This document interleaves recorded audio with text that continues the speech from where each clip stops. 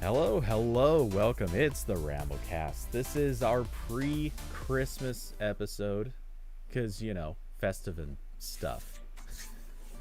But hey, we're coming on a day early because Corbin's got plans. I don't have actual plans, but I might. I can make something up at the hmm last minute. Um, but hey, that's pretty much where we're at. It's supposed to be a no news week, and we have news. Like, there's actually stuff happening. I don't know why, but there's stuff happening.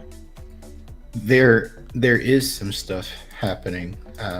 So shall we start with obviously the biggest and most important story right now? The queen is not going to be spending Christmas in her normal spot. What the I'm heck? shocked. Yeah, shocked, absolutely shocked. I saw I saw a message from someone I know that was like they're totally like Weekend at Bernie's the queen, aren't they? Oh god. Like she's actually been dead for months. They're just not telling anyone. I mean, I can kind of understand that theory. It's I not mean, like we haven't sort of thought that about a few American politicians in the past. yeah. There's, I mean, some of those people they look like they should have died decades ago. Some of them look very sickly, and they need to stop making laws that affect me. Thank you. Oh, look like they should have died decades ago. I mean, I'm thinking of some not so old ones that fit that ticket. But hey, not gonna name names. And I But am one I'm of I can tweeting imagine. that I'm live. Huh? Tweeting that I'm here. I forgot to do your self promotion for you again. Yeah. Hey, what can I say? I'm a slacker. That being said, I did actually just moments ago retweet the Tech Tales. Hooray! Um, Is anyone? Oh, I forgot to open the YouTube chat. I need like a button that opens all these windows for me. I know there are things that do that, but I never mess with them. you mean bookmarks?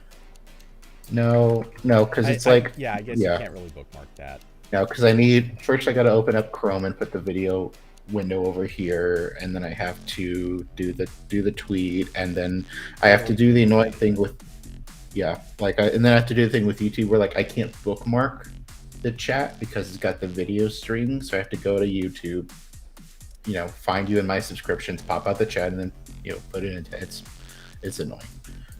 Um, Sounds very tedious. yeah. But yeah, that Tech Tales episode went out today about Adobe Flash. That one I think ended up pretty good. I trimmed it a little bit because at the first round of edits, it was still over an hour. I was like, that's where I draw the line. Like I really don't want this to be one of those podcasts that like goes on for an eternity.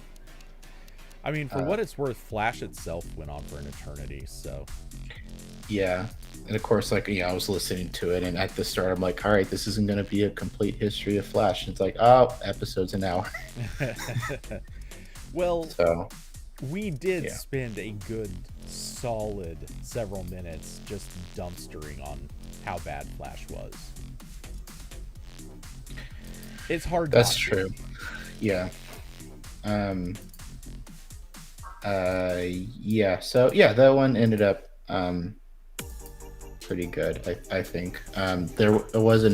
There's another topic I'm working on for Tech Tales, and that was also like I was started like, okay, this I have to keep this one short. We're doing a short one, and then I kept finding stuff and finding stuff. I was like, okay, like all right, it's being split up, and that's what I'm doing here. I've got to keep Because this like the short.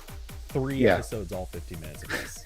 yeah. Well, like the thing with that though is that I know for a fact that when I talk too long, I get like just like very low energy. Like I'm already pretty low energy when I talk normally, or maybe not low energy, but like monotone a little bit, and that just gets steadily worse the longer I am talking, and my throat gets dry.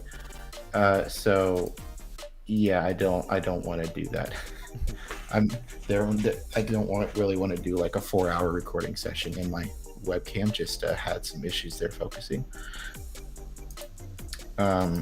Yeah. So Austin said Flash was the reason I got an Android phone. Yep. And that was a lot. Yep. That was basically Cody's story. Well, that's not the reason I got it, but it was one of the sales pitches I used when I was telling people about Android, and I mean, that was a real motivation for a lot of people. Because, hey, you can't go to restaurant websites and see a menu without Flash. Yeah. Oh, those were dark Yeah. Days. Yeah. I am excited. This was technically the first like web development focused Tech Tales. There's going to be a lot more of those because I have things to say. I bet you there will be one about Google AMP at some point, and it's just going to be me complaining for far too long about things most people don't care about. But it's my podcast. I'm going to do what I want. You know what? I sympathize with you when you sit down to edit that. Because other people are going to have comments and things to say, and it'll be what it is. But man, when you sit down, you're going to start editing that, and you're just going to come across one rant after another and be like, I know I should cut this, but I can't cut this. Yeah. This is journalistic integrity, making the same point about why Adobe Flash is terrible 8 times. Well, I'm thinking it's just going to be more like, I'm angry at it for all these reasons, and I can't remove any of them. Yeah. I will not self-censor myself. It's going to be... Self-censor myself. Good job. Yeah. I am a writer. Oh man. If our bad grammar, repeated words, and various other problems were ever picked on for how we speak, we would be so screwed. Like, English as a language, as a spoken language, would kind of be done if it had to match writing. Yeah.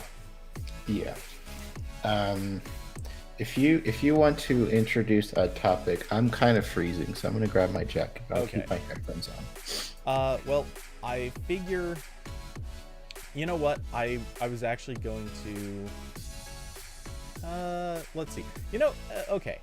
Since I already titled the episode this way, let's just jump into the one actual topic, because I think, truthfully, this will go pretty quick. But as it turns out, the good old team at Essential, or formerly Essential, have started a new band. They've decided to create a company. It is, I guess technically the company is supposed to be pronounced Awesome, spelled OSOM. And though I swear to God, I really am so close to just calling this OSOM, just so I can like ruin their day by calling it by the wrong thing. I think the time has come to ban tech companies from being words without any vowels. I mean, this has 2 vowels. That's true. But like usually when like they try to do this, it's just like a common word, but we took the A's out. Or just chopped it up in some weird way, which this is. Yeah.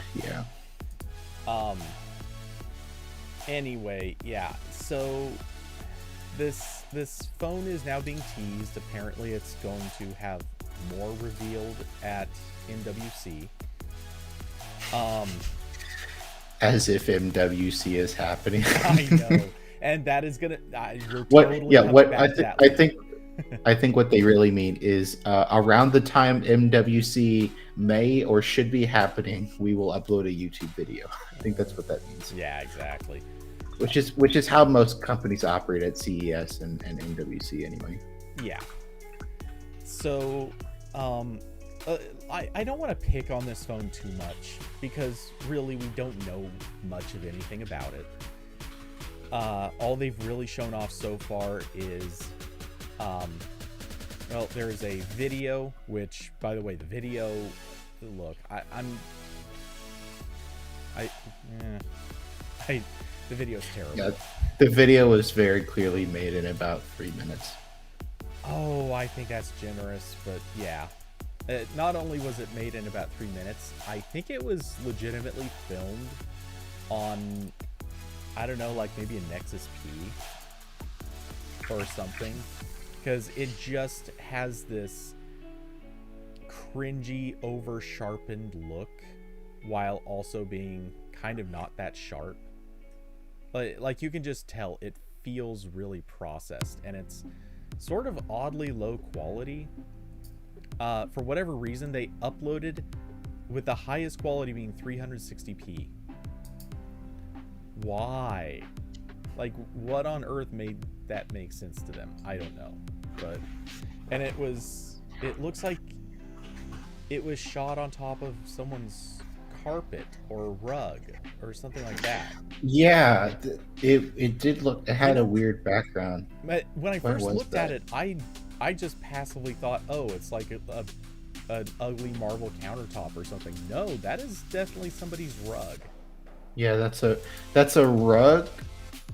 I can't tell if, I guess that's a real picture of phones on top of the rug. It really doesn't look like that. It kind of looks like someone photoshopped the two phones onto the rug, but I don't know why anyone would do that ever.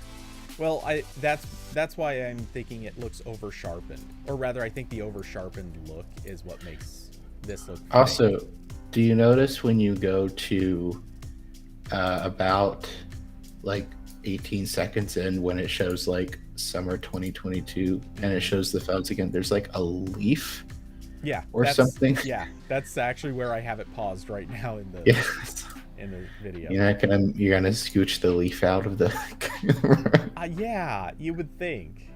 Like, or just airbrush it out. Like I do this sometimes when I take like photos, and there's like, oh, there's like a dirt smudge that I totally did not notice, and it's on 30 of my photos now. Yeah. Time to just take that content aware fill, boop, boop, boop, boop, boop, boop, boop. Yeah, this is so easily fixable, and well, to be fair, this in theory was shot with a real phone.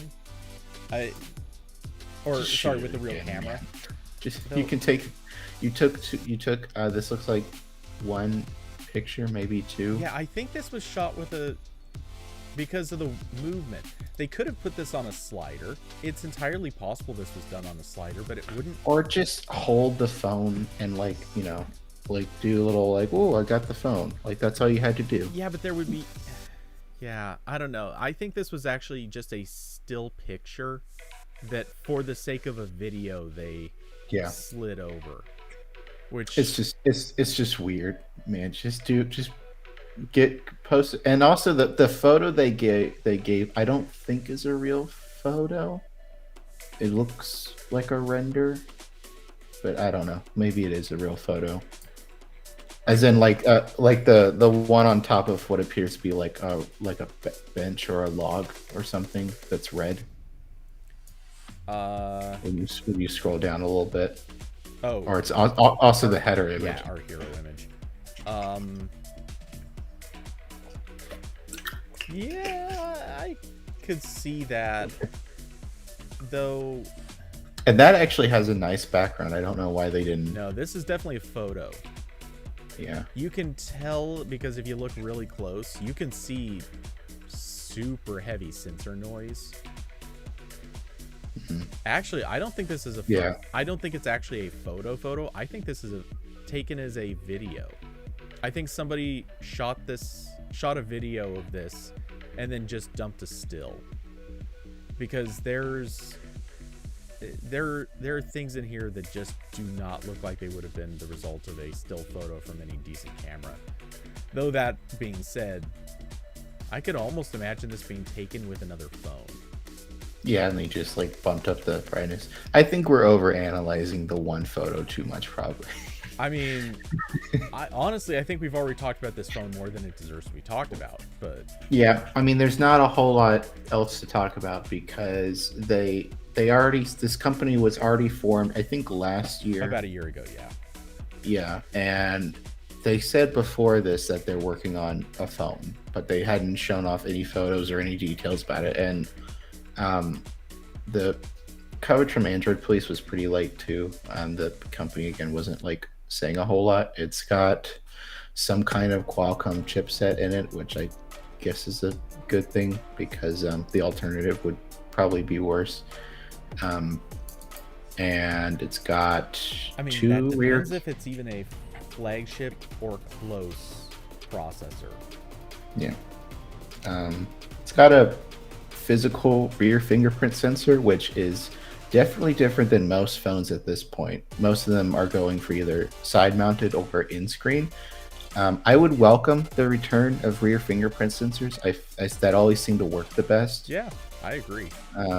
Because I think, like, out of the possible options, Face ID has never been secure on Android. None of the phones have like Apple's sensors for that, so that's not even a factor.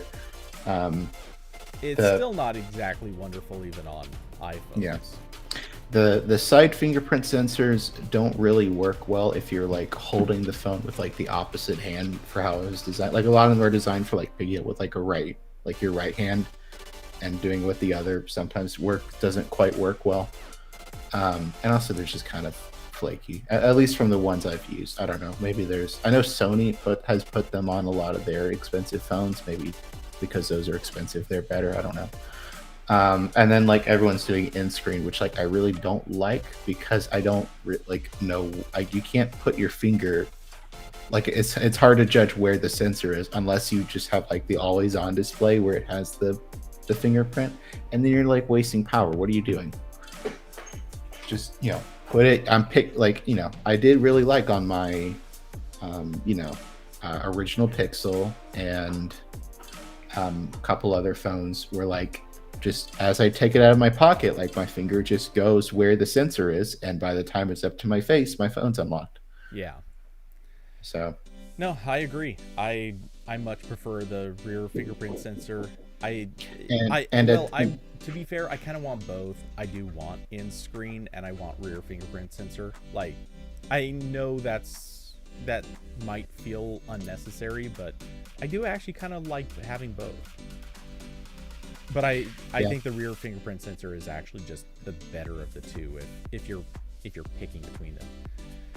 And the funny thing is that this is now the cheapest way to do this. So the cheapest way is arguably the best. Like audio, like just put the headphone jack on there, guys. Come on, It works fine. Bluetooth, I like Bluetooth sometimes, but give me my jack, please. So again, not a whole lot of other details. They talked a little bit to Android Police about some of the stuff they're hoping to do with software. They're trying to do some more low-level privacy changes in Android, but they weren't really talking about like what those would be or how they would work. They did confirm that like they're trying to stay close to like stock Android, whatever that means at this point. I don't really know anymore, but like you don't have to worry about like a full-on custom interface, which I guess is good. So yeah, not a whole lot. Nothing really in here as far as I read about like how they were planning to do like software updates, because I think like I wasn't really big on the original Essential phone. Like I never like physically held one, but it just seemed like it looked kind of cool, but everything else about it besides the software support was very mediocre. Like the CEO founder person they interviewed here mentioned that the original Essential phone was kind of a mess with cell signal, and that was supposedly because they wanted a single SKU, like a single variant of the hardware for the entire world, and that meant and they wanted to sell it in Japan which has really different cell signal technologies. So that created issues for everywhere else. But like, I don't know. I wasn't big on that original phone, and it was one of the first phones with a notch, and it was just horrific on that phone. It took up like a huge portion of the top screen. I mean, still not as bad as the notch on the Pixel 3, was it? No, that was a notch for the ages. That was a notch so large the iPhone looked at it and went, "Whoa, guys, come on now." Yeah. So yeah, I think someone mentioned. Oh yeah, David mentioned in the chat. It's going to piss me off if all they are going to do is tout that they were the essential team. I don't. I know they're probably doing that to a little bit of an extent, but I think that's more just like everyone covering them right now is doing that, because that's the hook to get people to care. I mean, yeah. Did you read some of the quotes, like the straight up quotes from the conversation? I did, but I read this hours ago, so I probably don't remember. Yeah, they take the opportunity to mention essential, or at least reference things with essential pretty frequently. So, and I'm not blaming them for that.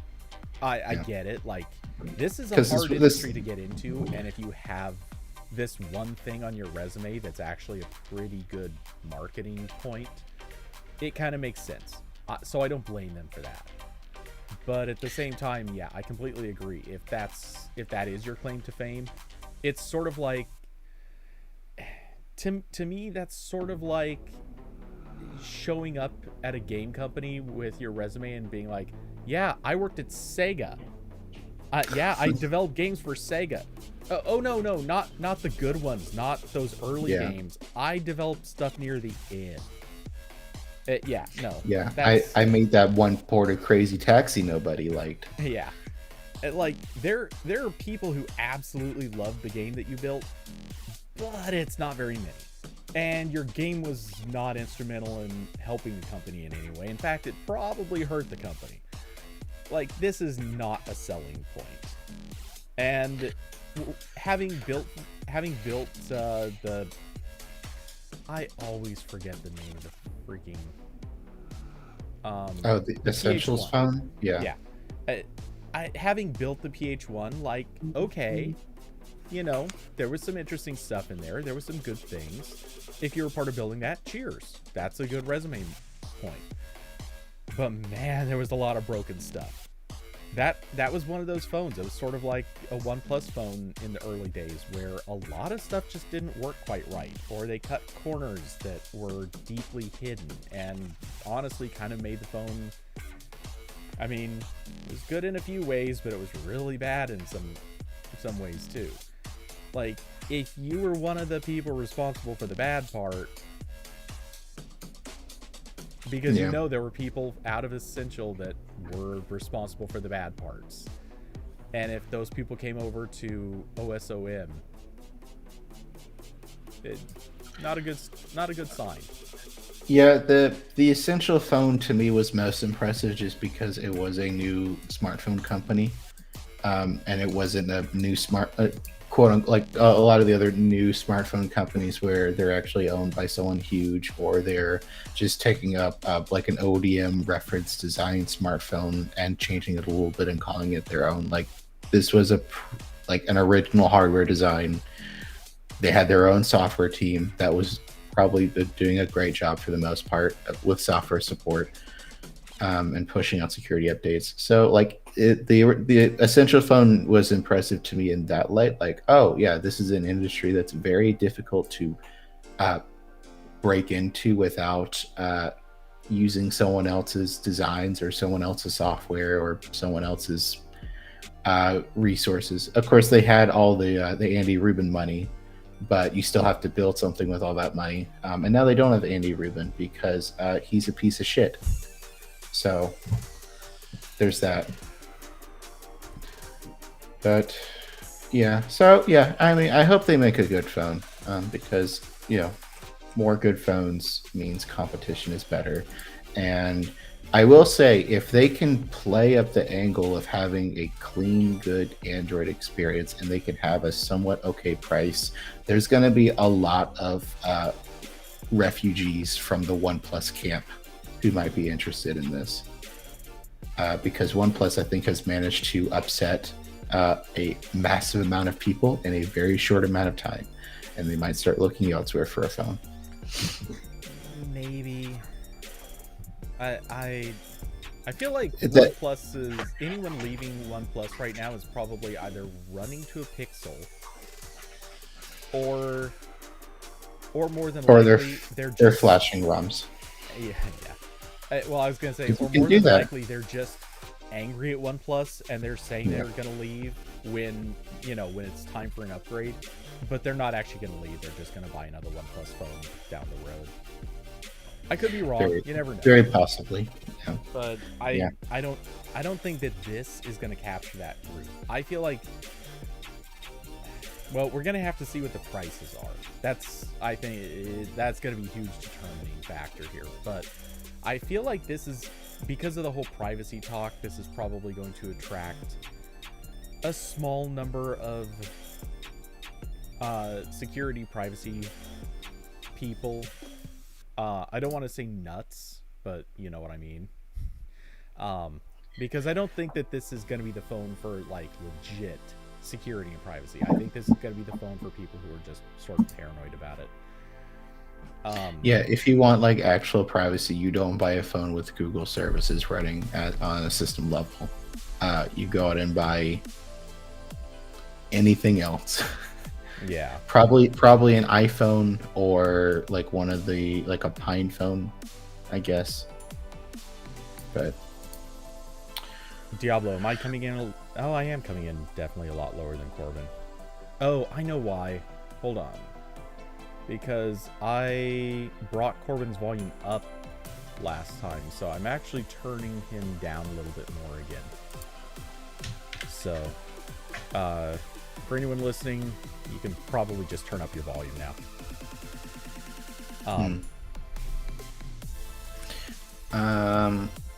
So I guess I can briefly mention something that isn't related to this at all. Is we did Techathon this past weekend. It went moderately well, I think. So that was a charity live stream that I helped organize, and Cody was nice enough to show up for a while. And we were raising money for Direct Relief, which is like a emergency medical organization. And we raised $500, which is not as much as we raised last year for Doctors Without Borders, but it's still $500 that they might not have otherwise got, so that's pretty cool. And they're getting 100% of that because Tiltify doesn't take any cuts from payments, so that's cool. And yeah, and I believe I bugged Adam enough times to save the stream as a highlight on Twitch, so those won't go away. So you can go watch all the fun. Again, I'm just gonna quickly check that he actually did that for the last day. I think I saved them on my computer just in case, but let's see. Yes, we have it all. Okay, cool. By the way, the site should probably be updated to highlight that it's over. Well, one, that it's over, but also that money was made, and maybe put a number on there. Yeah, I definitely. We have like a lot of stuff on the to-do list to hopefully make the next one not quite as much of a last-minute push. But I'll definitely add, because like this time around, I helped make a website for this last year, and I tried making it with Materialize, which is this CSS framework that makes websites look like material design apps. I thought, I'll make it look pretty. That framework sucks. I hate it. So this year I did it all again in like normal Bootstrap, and it looks fine now and it works fine. So I just need to add another page for like, past techathons. So that's just on the checklist of things that need to happen now that everything's over. Yeah. So yeah, that again, like it went on without any major hitches, which surprised me about as much this year as it did last year. Which is to say a lot. Yeah, not to fault anyone, or like, not to say like everyone helping make it happen like did something. Like, no, I'm just like, I don't help plan a lot of these, and neither do most of the other people involved. So the fact that it went mostly fine was impressive. So yeah, cheers. Cheers to everyone else who helped organize that and participated in all that fun stuff. Yeah, so yay. Again, hopefully there might be like a summer techathon next year as well as a holiday one. We were gonna try to do that this year, but just like everyone had like way too much stuff going on during the summer, so that didn't really materialize.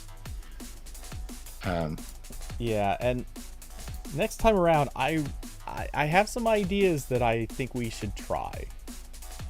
Okay. I am gonna. I told everyone that I was gonna do this like 2 days ago. Of course, I haven't done it because I'm just like slammed at the moment. But at some point, I'm gonna make a point to send out like a Google form to everyone. Be like, hey, tell us where we screwed up, basically, or like what do we do next time. So that'll happen at some point. I know I definitely have a couple proposals for stuff that could maybe work better, but. Yeah. Well, thank you, Diablo. I appreciate the kind words. Again, once it's going, like it is fun, like the live streaming aspect and getting people to come in and hang out. Makes me wish when I did live streams that more than 2 people would show up. But I understand me alone, I'm not that interesting to watch. So I totally understand that. Carson said maybe more audience participation would be nice. Yeah, we had, we were playing Jackbox, which has audience participation, but there weren't a whole lot of people doing that. And also we just generally had like, yeah. But yeah, I know what you mean. Like, it'd be good to have some back and forth, maybe more discussion sections next time or something. Yeah. Audience participation, to be fair, can be a little risky sometimes. Yeah, because when we do that, we also, if it's like heavy on audience participation, we also need a backup for the event that no one cares. Well, so yeah, there's that. You also need, very obviously, you need to sort of moderate audience participation. Not saying anybody here would be a problem, but let's be honest, on Twitch, it's almost just a sport to troll things. Yes, absolutely, especially if you're a woman. Oh wow, yes, or a woman streamer. And yeah, just in general, it can be tricky because if there's not enough people, or people aren't interested, or even if people just, there's no kind way to put it, but sometimes people just come up with bad ideas in their participation, and you get stuck with, it's sort of like, have you ever watched a improv show and they ask people for like, name a place, right, as and it's kind of their prompt to get things started, and someone's like, parking lot, and no one else answers. It's like, got anything else? Yeah, we're not gonna do a parking lot, okay? Like, name anything at all. I don't know, a bridge. Okay, buddy, no, we're gonna do a library. Like, sit down. We're not doing a bridge. Yeah. I've got another thing we can briefly talk about. I'll dump it in Ramble. Um, this was riling some people up. And it was the news that Google is going to end support for its Onhub routers next year, like 1 year from now. I think the date was December 19th, 2022. So slightly under a year from now. And it's not really so so Onhub was Google's kind of first attempt at a router where they made like the software aspect for it, and I think probably some of the hardware reference stuff, and then the routers were actually manufactured by different companies and they had different companies' logos on them. So I guess kind of Nexus, but anyway. So they made, I think there were two Onhub routers, and then That sounds right.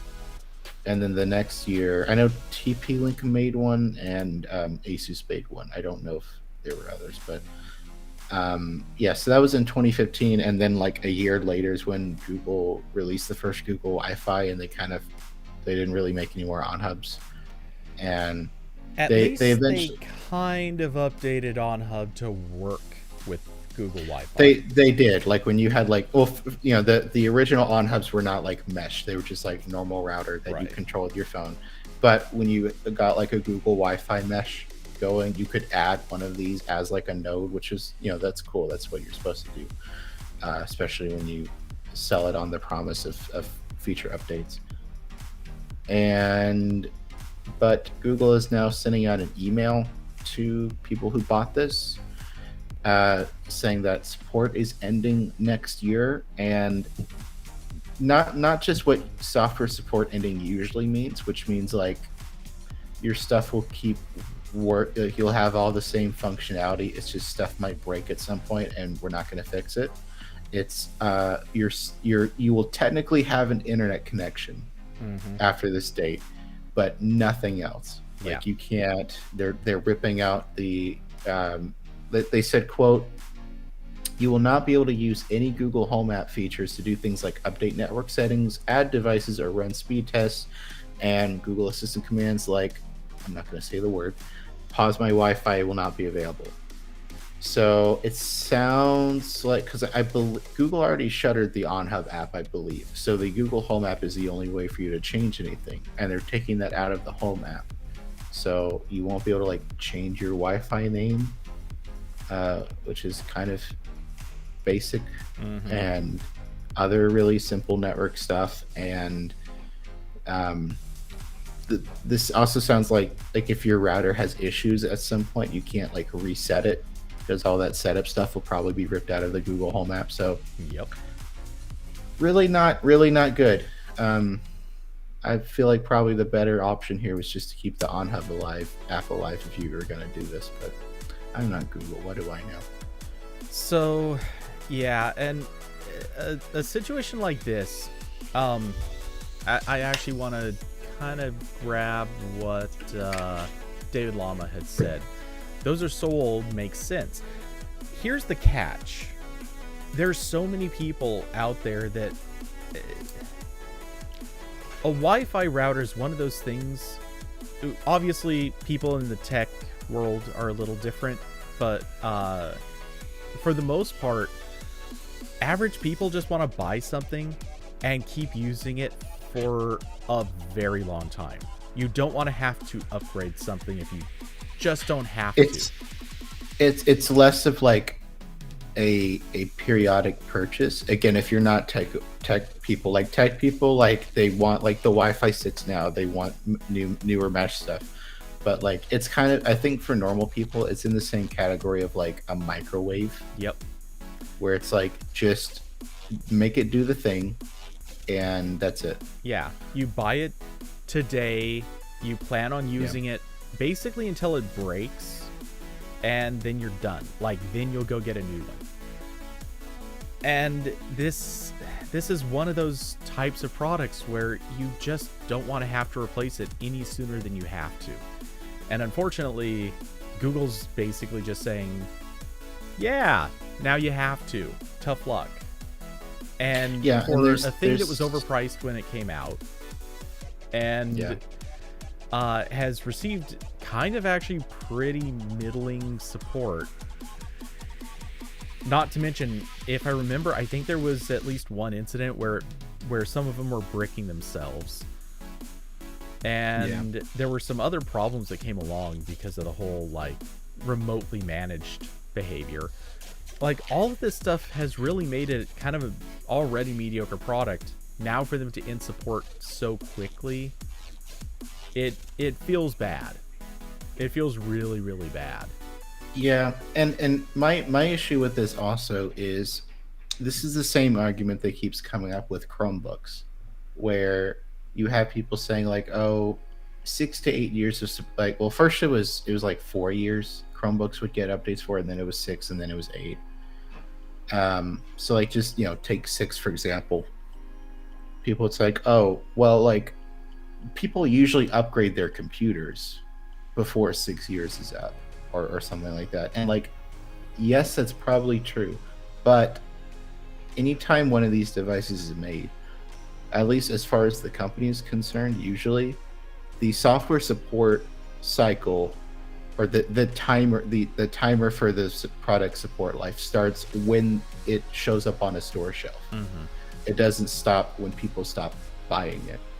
And so I was looking into the Onhub when I was writing XDA's coverage of this, and I found that Android Police actually covered a deal post in 2017 on the Google store for the Onhub. So like, Google itself was selling this for at least 2 years. I don't know how long other stores were selling it. I know I know, like, this is one of those things that, like, I see Newegg has tried to sell over and over again. Like, I went on Newegg's website and they've still got listings for these. They're from third-party sellers, but they allow them. Right. So there's a non-zero number of people who have probably bought one of these in the past 4, 3, 2 years, and now it's turning nothing for them. And it just it sucks. Like, Google tried to have a little bit of a silver lining here, where the people they sent this email to got a 40% discount code for the Nest Wi-Fi system. So if you're buying like just the single Nest, so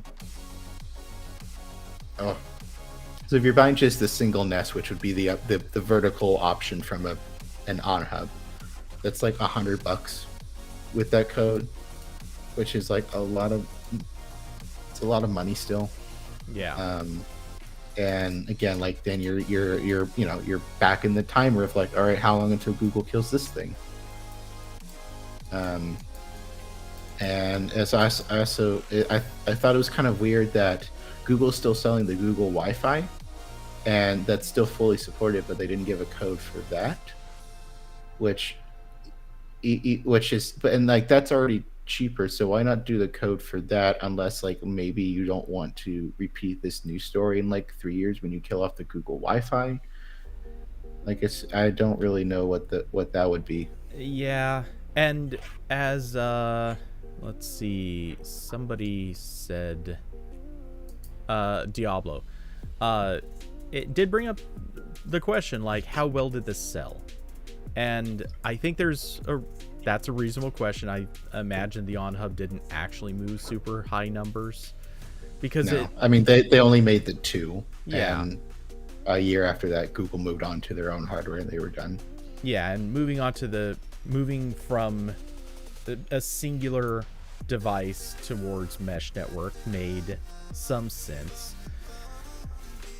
But yeah, I don't know. This just leaves me with so much of a feeling that, like, Google Wi-Fi may not even be long supported at this stage.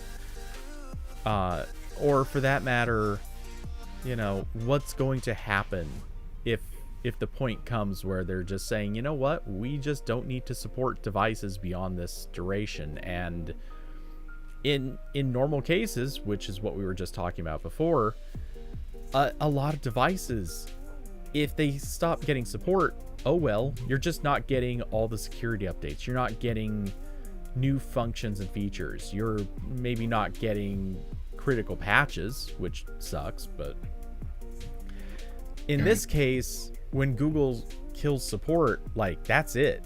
The device becomes useless. Like, legitimately, completely useless. And that's really kind of a terrible problem. Imagine all the people who are going to have this device and come around saying, oh, hey, by the way, we never got a message. We never got that email. Or you sent an email to an account we don't check. Because that's happened. Like, this is... Well, Google doesn't respond to emails in the first place. That's not an issue. Yeah. But there are definitely people who are going to just one day, they're not going to realize that this is just going to suddenly go dead. One of my homes just went off. I noticed.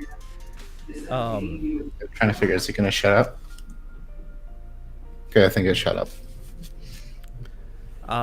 Yeah. Hoopy, completely valid point. Other routers really don't get updates usually ever, or if they do, to be fair, a lot of times it's not good stuff. They're usually adding something that you don't want on there, like something that reports back all the sites you visit or somehow spies on you. These are valid issues.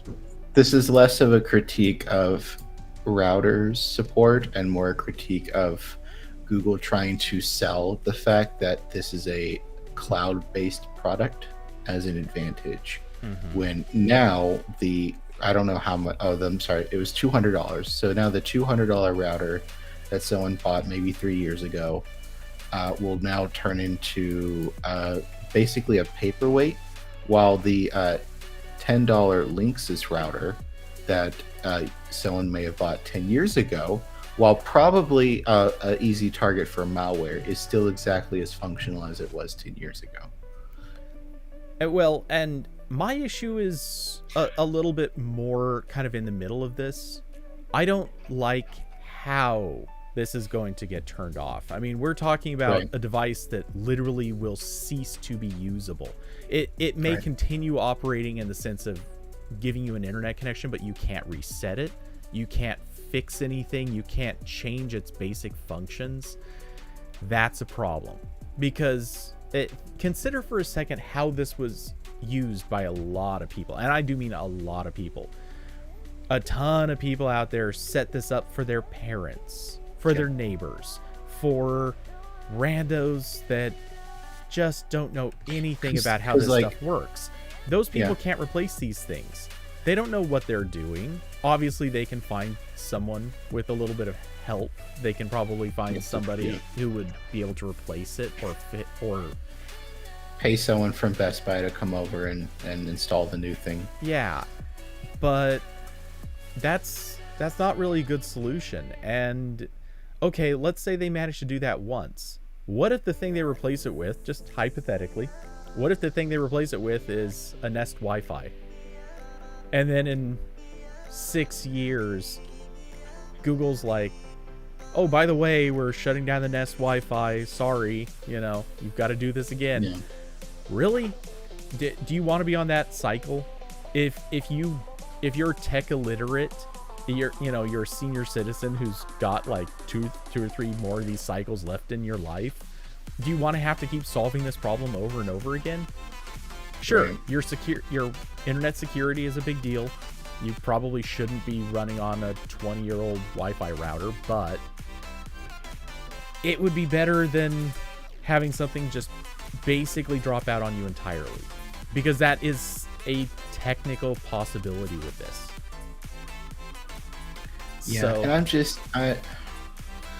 And there's also like two other small things that kill me about this. Is like there are like an infinite number of ways Google could have handled this better. Even if they were dropping support, they could say, here's a 90% off coupon code for Nest Wi-Fi, or you pay shipping and we'll get it to you, or they work with the open WRT people to migrate it to that, and then nerds with too much time on their hands can support this for all eternity, right? Like there's other ways they could have done this other than, okay, bye, we're turning the lights off now. And they all require more work, so I understand from a capitalism mentality why they're not going to do that, but it's still, it opens them up to criticism from me. Yeah. And also, like, just what really gets me about so much of, I guess you could define it as like a late stage capitalism attribute, is the tech companies that go on and on and on about that I have to sit through every time there's a product announcement. I have to sit through that section that everyone has now where they say how sustainable their new products are. Like, oh, we built the new Nest home whatever thing from like mostly recycled plastic. Oh, our boxes are smaller, so they, don't take up as much carbon to ship, even though shipping is like the least carbon intensive thing in this whole process, because we have giant container ships that sometimes get stuck in canals, but most of the time they don't. And then they do that song and dance every single time there's a new product announcement, because it's expected, because all this stuff can, how many smartphones end up in the landfill because they get no updates. And then they go back to doing this, where it's like, okay, cool, this giant plastic and metal cylinder that is probably not easily recyclable, and you spent $200 on a few years ago, is now a paperweight, like an actual paperweight. As soon as you need like the settings changed or you need to reset it, it's just it's completely useless. And it's like, you could try, you could do better here. Yeah. And also, don't do this and then send me a press release in 6 months about how you're so proud of you're gonna try to be carbon neutral in 17 years. Like, don't do that. So I think I'm also gonna frame this a little bit differently in that way that it gets overused, but also I think in instances like this it makes sense. If I were to say to somebody, I'm going to give you an Onhub, what very basic fundamental thing do you think that means? I assume you think, oh, I'm going to hand you this piece of hardware that you hook up in your house. Mm-hmm. But by Google switching it off, what they're saying is, oh no, what you're actually doing is handing somebody a service that exists through a piece of hardware. And that piece of hardware, we already threw that away. We don't care about that anymore. But the service that you bought in the store, that part's going away. Because that's what this is. They're killing the service. And so the hardware really isn't the thing. In a way, this is sort of like buying a game and being told, hey, your game is going to keep working until the day that we shut down the store, at which point your game doesn't work anymore. Or what's happened with kind of to Halo, when Halo's servers got shut down. Like, the game basically largely became useless to a lot of people. Or like I'm getting a call from a random number. Okay. Or like every single massively multiplayer online game after a certain point, like Matrix Online's gone, Toontown's gone. The 8-year-old in me is still sad about that. All these, it's, and so on and so forth. But yeah, it's just it's frustrating. And I saw one comment. Hoopy said, if dropping support of this included adding a web portal like other routers to manage the password, SSD, and other basics, would this be news other than a footnote in another story? I think it would still be news, just because there's websites like Android Police and XE that just cover every change related to this kind of stuff. But I don't think it would be like, I don't think they'd get crap for it. Like I think like, because like at that point it wouldn't be a loss of functionality. It would just like at most be an inconvenience because it wouldn't be in like the app they have everything else in. So I disagree. Okay. Would it be something that's covered in sort of a like, oh my god, can you believe they're doing this? That's so amazing. No, it's not going to be like that. Right. But I think the response would be like, just to impersonate myself for a second, I think the way I would personally handle something like that is to say, huh, that's actually pretty cool. You know, I don't know how many people are going to use this. I don't know that this is really the right answer for the grandma and grandpa situations. But hey, they gave an extra life to this piece of hardware. And it's, you know, there's a very real possibility that this is also going to reinvigorate like the DDWT. Yeah, WRT, whatever that is. Yeah, the open firmware. Yeah. Like it's giving a little more life to those projects that honestly in some capacities have dwindled a bit, but there is potential there. And even if you're just minimally shutting down e-waste, at least some, like, would it be a big story? No. But I think it's more than a footnote. And again, it's changing the narrative, at least in a meaningful way. It's not a full stop, like, you're done. It's a, hey, you know, we're making a legitimate effort to not just destroy this product. That being said, obviously, that's not in Google's financial interests. And that's something I think we can all admit. It's reasonable. But I guess I look at this the same way that I look at like Sonos has speakers now that basically have kind of a defined lifespan. Yeah. You know, I'm sorry, but at a certain point, should a speaker just cease to be useful at a certain point? Does that make sense to anybody? Well, like this thing where like headphones from the 1970s still work exactly as they did now, but these don't. Yeah. You know, there are some products that I don't expect to have a short life, or even if they're going to have like a defined lifespan. Okay, if they're going to have a defined lifespan, there are two issues. Number one, I certainly expect it to be a little longer than 7 years on a product like this, where again, I think you hold on to these sorts of things for maybe a little too long. And two, and honestly far more importantly, tell me the lifespan on the fucking box. Print it right there. Yeah. Make a commitment. If you're gonna sell a Wi-Fi router and it's gonna die in 2022, you know when I needed to know that? In 2015. Yeah, and Google almost does that with Chromebooks. Yes, I do not believe they put it on the box, but I know when you it went up again. But you know, I don't think it's on the box, but I believe when you set up a Chromebook now, during the initial setup process, at some point it tells you when it's done getting updates, and every time a new Chromebook comes out, this is like a thing that Google just puts in their support article immediately.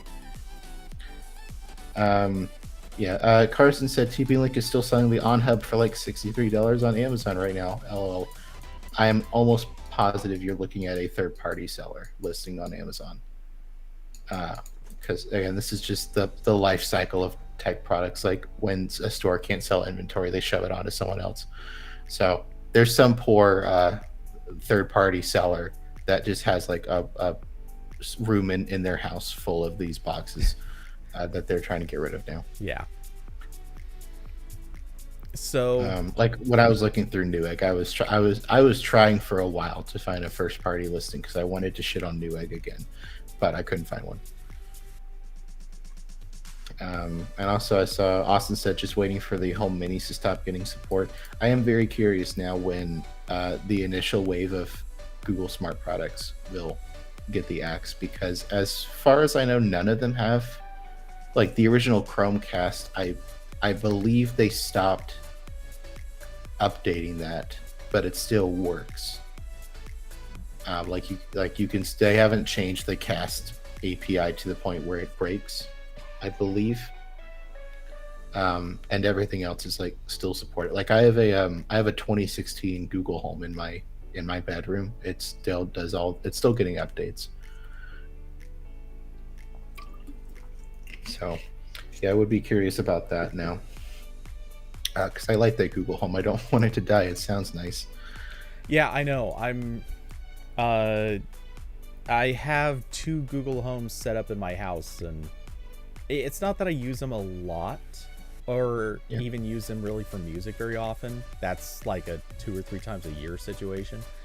But man, I don't want them going away either, because they're actually pretty freaking good. And like on a technical level, there's no reason why they should ever like die at any point in their future, because literally everything they do is on the cloud. So like there's no hardware that's like with the Chromecast, at least, like it has to play video, and like video codecs are a moving target and that kind of thing, but like that doesn't really apply to audio. like most audio we're still sharing is in the format invented 20 years ago. So, or 30. I don't know how old MP3s are. They're probably old. What does Wikipedia say? I'm curious now. So Carson, I'm looking at that Onhub listing, and actually, I guess, hold on, we can change this to, where's the window? Diablo said the original Home had oomph in sound and volume. Yeah, I like mine. Yeah, it sounds very full. Exactly. Certainly more like I have a Nest hub, or the Google Home hub, because it was the first gen one. It doesn't sound as good. But yeah, anyway, I'm looking at this Onhub that you linked to, and if you check under the your buying options, the like new and used options, nowhere in there does it list TP-Link as the seller. So Amazon does this thing, this really, really cringy thing where basically they show you, or they make it look like something may have come from the actual like manufacturer, the company, whatever. But if you poke around, you do find like at least what I got when I opened the link is it says it's sold by Direct Savings Club and fulfilled by Amazon. And then under the list of various sellers, none of them are TP-Link, none of them are Google, none of them are any major companies. So yeah, I'm pretty sure this is just them being a thing Amazon makes awful, because Amazon. Yeah. Hoopy also said like Chromecast specifically need to have the Chrome runtime. Yeah. Like I wouldn't be surprised if maybe some of the earlier video Chromecasts are due to cut off, especially as Google really starts pushing to only support stuff that can adequately do VP or AV1 decoding. But again, like the Chromecast it's not a part of your home's digital infrastructure like a router is, and also it was $30 you probably paid like 5 years ago. Yeah, like and also it's tiny, so like the amount of like waste around it like is not as critical of a deal. Whereas with the Onhub, you have a giant cylinder that is only viable to be used as like a doorstop maybe. And now you have to set up your whole Wi-Fi again. Yeah, exactly.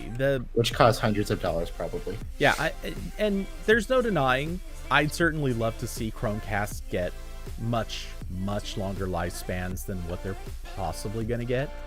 But yeah, the practical reality is, if you if you let those die or choose to kill them off, you're not making as big a sacrifice.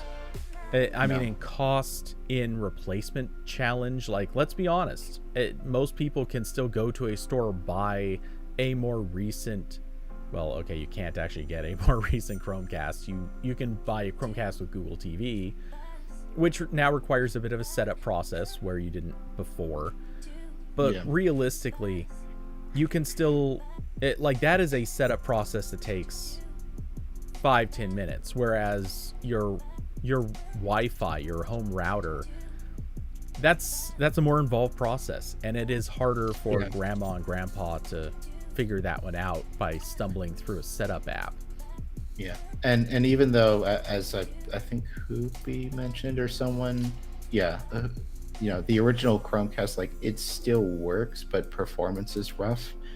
But like on a technical level, the clock is still going on the original Chromecast from 2013, which is older than the Onhub. So like, honestly, even if they killed it after 5 years, I don't think there would be really any bad press coverage from Google, because again, the replacement is realistically $30. The new Chromecast is like on perpetual sales at this point.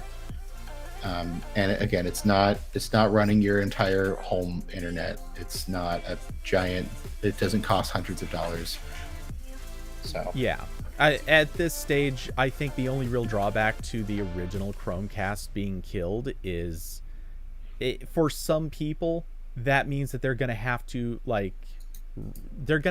get back behind a TV that hasn't been moved in forever, or they're gonna have to open up a cabinet or whatever. Like, they're gonna have to dig out that original Chromecast to throw it away. So it's an inconvenience, but yeah, the odds that this is really devastating to you, pretty low. Whereas possibly wrecking your internet connection, that's kind of a big deal. Like, legitimately, that could go horribly wrong for some people. So it's again, it is also tough because the Chromecast sold, I'm pretty confident, millions. Oh yeah. Especially that.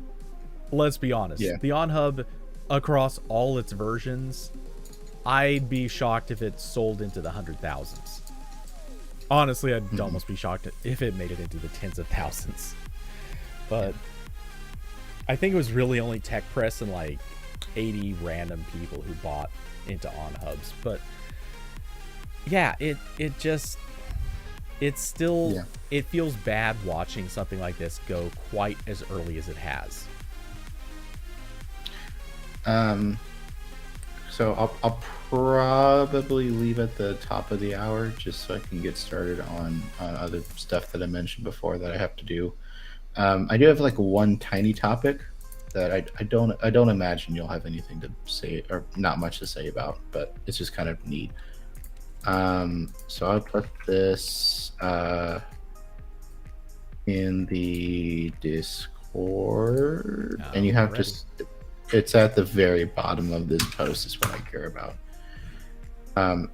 So DuckDuckGo did their yearly roundup of look at all the cool stuff we made this year.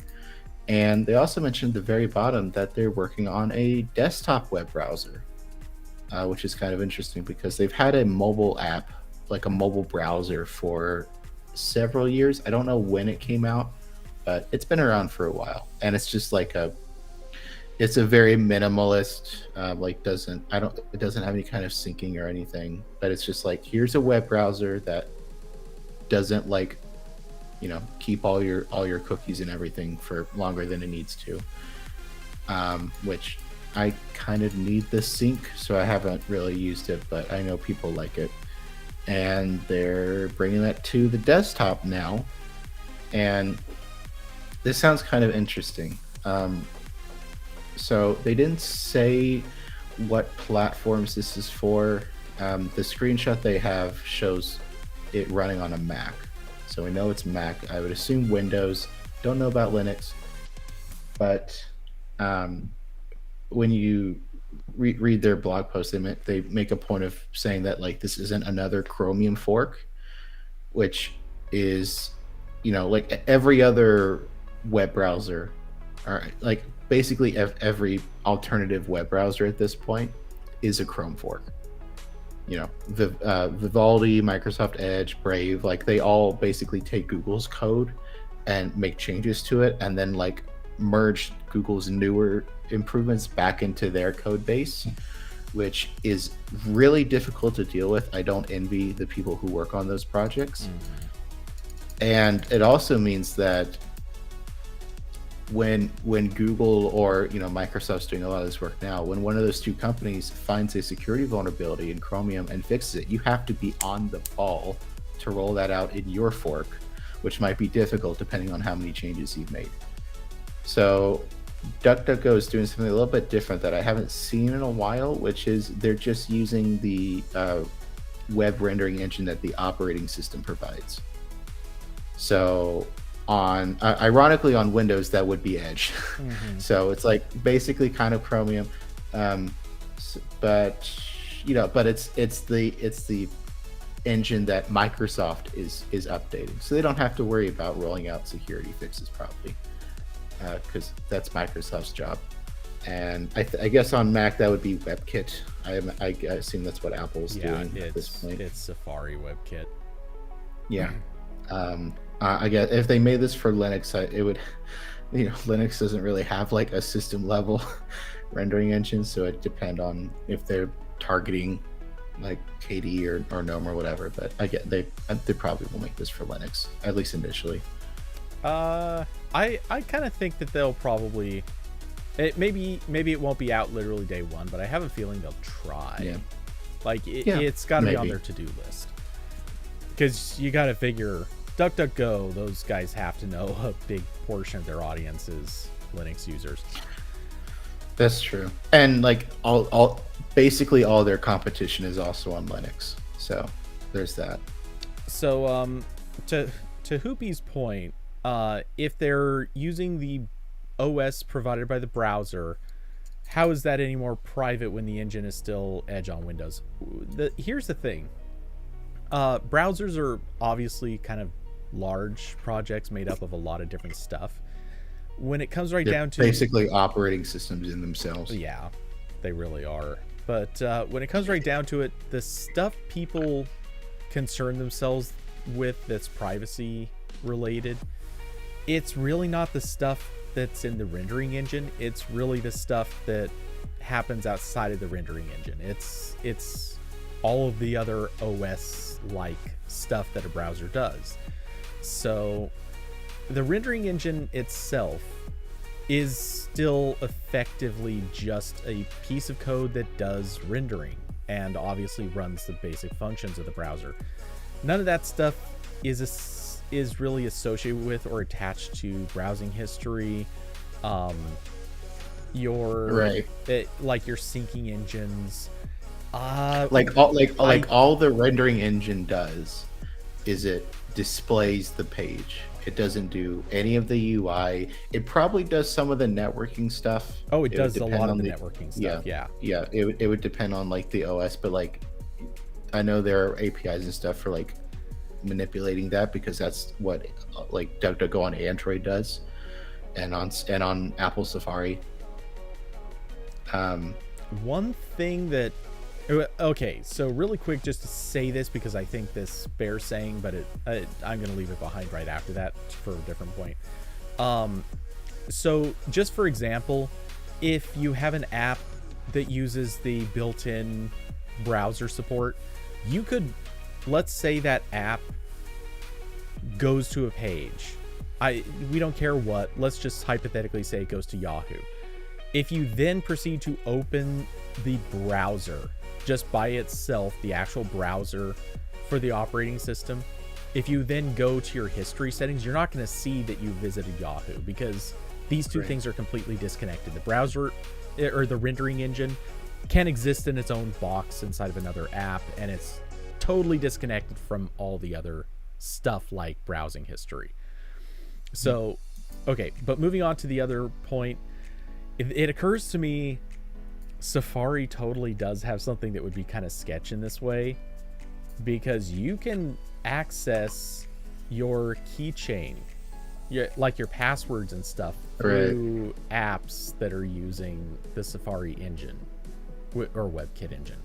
So I could see that maybe being a little bit of a and hit, and also they're kind of similar to that point, is that this does open up the possibility of stuff breaking that's out of DuckDuckGo's control. That's just how this works. Like, again, like I believe it was last year, Google basically broke every app that relies on WebView on Android because they pushed a buggy Chrome update.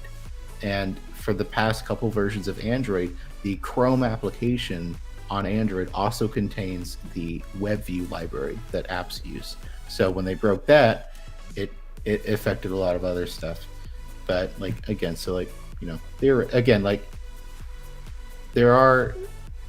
it's trying to think of like an apt way to put this, but basically like it's just they're reducing a lot of possible attack vectors by doing this.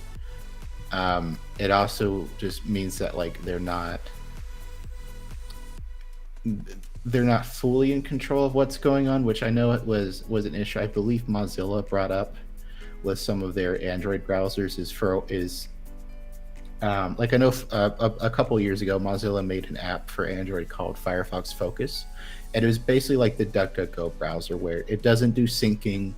I think it does now, but at that point it doesn't do syncing. It's just like here's a web page and like a back button and like a URL bar, and that's it. And we have a button to delete your cookies. And the first version of that was we used the system web view in Android, just because they wanted to get the app out there. And at that point, Firefox for Android wasn't like embeddable. Like it was a lot of code. They didn't want to deal with that. So the first browser they came out with for this first version of Firefox Focus for Android just used the system web view like this browser does. And they mentioned that like they really, if I remember them talking about this correctly, they mentioned that they liked it, but it didn't give them like full entire control over the experience. And that's when they started rewriting Gecko to be like more portable, so they could bring Gecko to this browser, and they could also make the mobile Firefox completely different.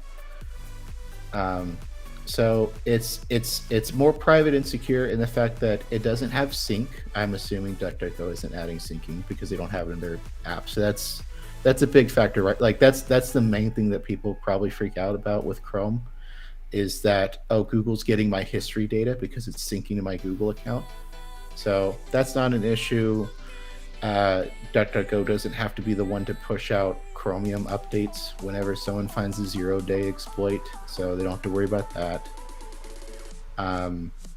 But it also means that maybe this won't be as customizable as a full browser, and also this won't be able to do, I would imagine, really all of like the progressive web app stuff, because usually one of the issues with the rendering engines built into operating systems is that they don't have the features that need like a UI component.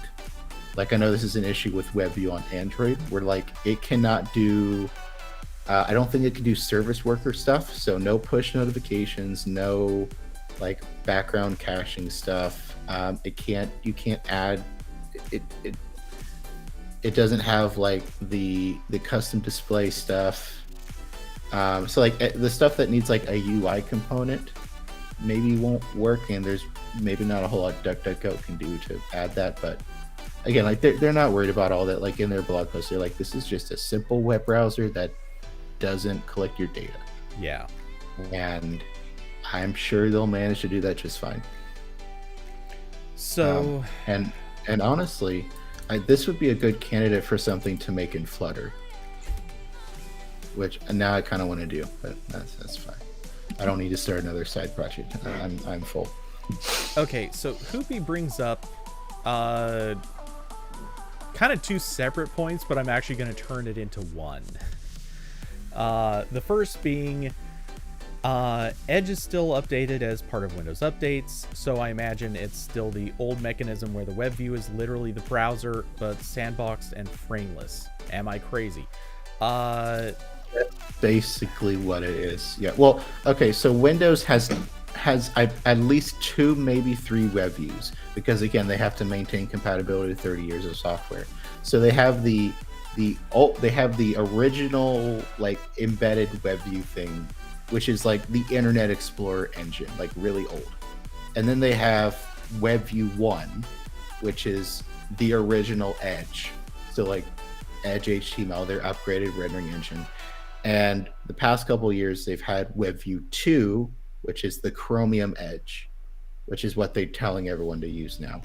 So I would assume this would use the WebView 2 on Windows, because that's the only one being updated.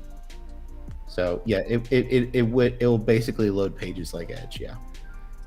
Well, with all that said, though, that doesn't really mean that the rendering engine can't still be used basically by itself.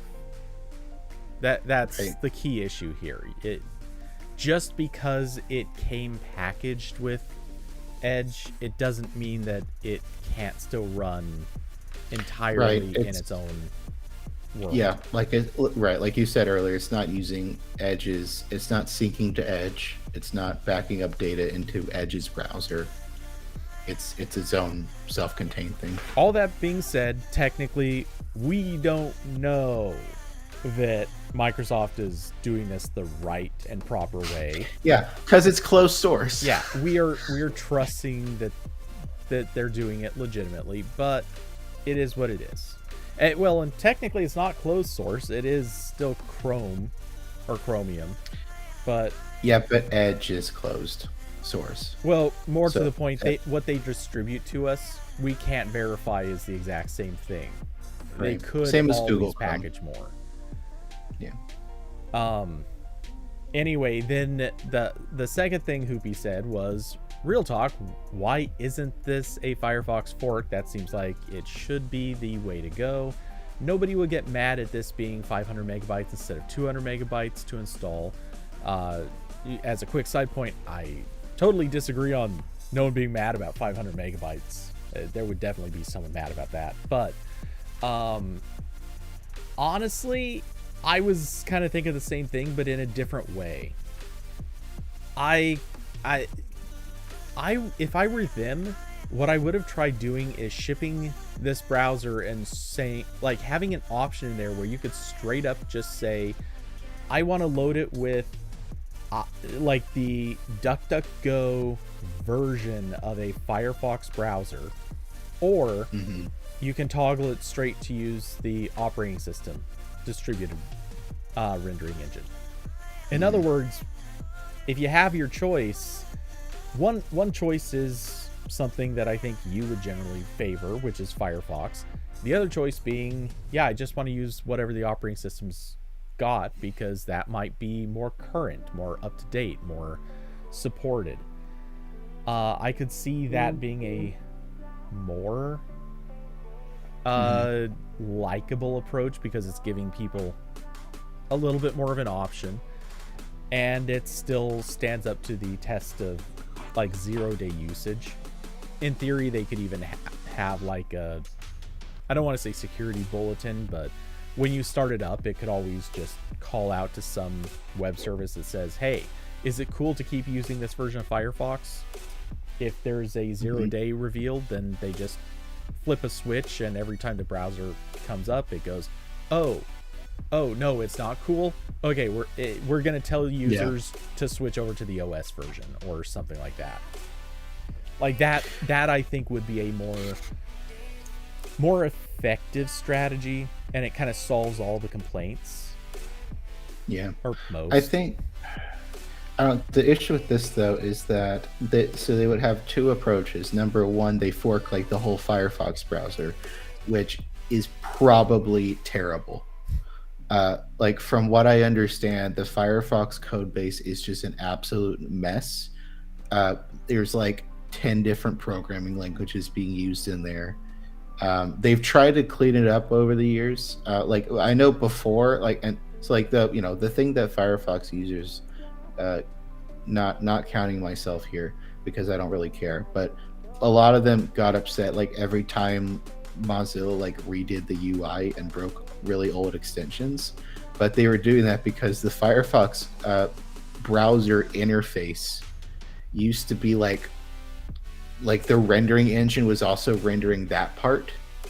Like there's like way too much like you couldn't separate the engine from the browser, and that was a huge problem for a lot of reasons. So I know they've been trying to do that. I also know on mobile, Mozilla has been trying to make Gecko like Chromium, where you can just embed it like a web view. I don't know if they support anything like that on the desktop at this point. So I would imagine that would just be more of a technical challenge. And then you still end up with, if you fork Firefox, you end up with a browser that has like a lot more functionality than I think DuckDuckGo wants or needs. Because Firefox is pretty feature packed and they really want something simple. Yeah, that's fair. And then they're still, again, like if they, same thing they did with Chrome, that now they're responsible for pushing out security patches. They have to keep merging their code with Mozilla. And then at the end of the, as much as it pains me to say this, at the end of the day, you still end up with Firefox, which does not work with every web page because Firefox doesn't have the market share anymore, where most big websites and developers think it's important to test in Firefox. And if you go through the change log every release of Firefox, they're doing like the insane thing that Windows does to maintain support with old applications, where they have like custom hacks that are enabled depending on what you're loading. Like in the last release of Firefox I saw, they now tell Slack that you're using Chrome, because Slack never allowed you to use the audio rooms, like the audio channels thing in Firefox. They just didn't enable it. Even though it works, they're like, I don't need to do that. So now Firefox tells Slack it's Chrome. So it's like, I'm sure if they did that, on top of everything else, DuckDuckGo would have been said, like, they would have got people like, why doesn't this website work? Or like, why is this Google thing not working right? So as much as it pains me to say it, Firefox is not for everyone. So Hubi said the value of being Firefox is fighting the ongoing techie distaste for Chromium dominance, which seems to overlap with DuckDuckGo's target market, a marketing win. I do think like some kind of like cross investment between Mozilla and DuckDuckGo would probably help both of them, because they are targeting the same like handful of people who will take a possible loss in functionality to be more private. Like DuckDuckGo, like it's still like not as good as Google. Like it's getting closer all the time. Like I use DuckDuckGo as the default search engine for like most stuff, but I still know when I'm looking at certain topics, I flip it to Google. So like I do think it would probably be cool if they work more closely together, but that would probably mean that Mozilla couldn't get their buckets of money from Google for Google to be the main search engine, which is how Mozilla makes like 95% of its money. So I don't really know if DuckDuckGo would. I'm gonna venture to guess DuckDuckGo does not have that many buckets of money to replace Google in that respect. I think we can all safely make that assumption. Yeah. So I honestly think what DuckDuckGo's doing here is probably the best move, where they're not trying to be like a Chrome replacement like Vivaldi and Brave and everyone else is. They're just like, just make a thing that goes to websites. And there's other browsers that do this too. Like I know on Linux there's like GNOME Web that is kind of this way. I think it might have sync with Firefox, but other than that, it's pretty bare bones. Safari was like this for a long time. But the past couple of years, Apple's been ramping it up with like, now they have Chrome's entire extension API in Safari. So, yeah, but I'm going to keep using Firefox until it becomes extremely difficult to do so. Until it's like using Windows XP. Yeah, and I thought, and the plan in my head was like, I'm gonna keep using Firefox until it gets to that point that Flash was at, where just people find a new terrible vulnerability in it every week, and then I'm gonna switch to Microsoft Edge because they support Linux now. But now Microsoft Edge is adding like loan payment support in the browser, and they're also there's layering on the bloat like there's no tomorrow, and then they're also doing that thing on Windows 11 where they like there's certain things in Windows 11 that will open Edge and you cannot override it whatsoever. Mm-hmm. And she's like, "Come on, guys!" And like I know, like I've talked to people at Microsoft about this where they're like, Edge is like pretty good now, but now they're ruining again Yeah. by doing this. It's like, and of course, like they're now being like arguably anti-competitive again with the locking, and now everyone loves to bring up when you do a search in Edge, which uses Bing by default. When you do a search for that with like download Chrome, there's like 70 messages telling you to please not download Chrome, and Edge is just as good. It's like, and Google they're not going to complain about something like this, because Microsoft is now maintaining like half of Chromium on their own. Well, and not only that, but at this stage, when giant mega corporation whines and complains about thing, nobody cares. No one respects that. That's true. I mean, Google already has enough problems of people not caring or being super into their issues, so yeah, I feel like that's just gonna be they will get no sympathy. It might get a few people kind of yelling and screaming, but they're not gonna get sympathy. And besides, for what it's worth, a lot of other people are doing the yelling and screaming for Google. If they don't have to do it, why would they? Yeah, and Google still got 80% market share. It doesn't matter. Yeah. They're not, Yeah. So, anyways, that's a fun thing. I'm interested to see where that goes, because I'm getting kind of sick of like everyone thinking they can do Chromium better, and then they just add like shit I don't care about, and then they're a month late to merge security fixes from Google. Yeah. Like this was an issue with, I forget the name of it. You might know this, but there was a Chromium build for Android that kept support for browser extensions. Yeah, I don't remember what it was. I think if I Google it, I'll probably Google it. What really kills me is I can picture the icon. Yeah. Kiwi Browser. That was it. Yeah, that's it. Yeah. Kiwi Browser was in like every best web browsers for Android list for ages. It was evangelized on Reddit for forever because it's cool. Like it was the only Chrome browser that supported desktop extensions. Like that was something that only Firefox was doing on Android. Mm-hmm. So that's cool. But they just like never updated the Chromium engine, because I'm sure the work that one guy probably who was maintaining it had to do to make that happen was just like, I'm never doing that again. That was way too much work. But of course, like every month, like 100 security fixes are put in Chromium.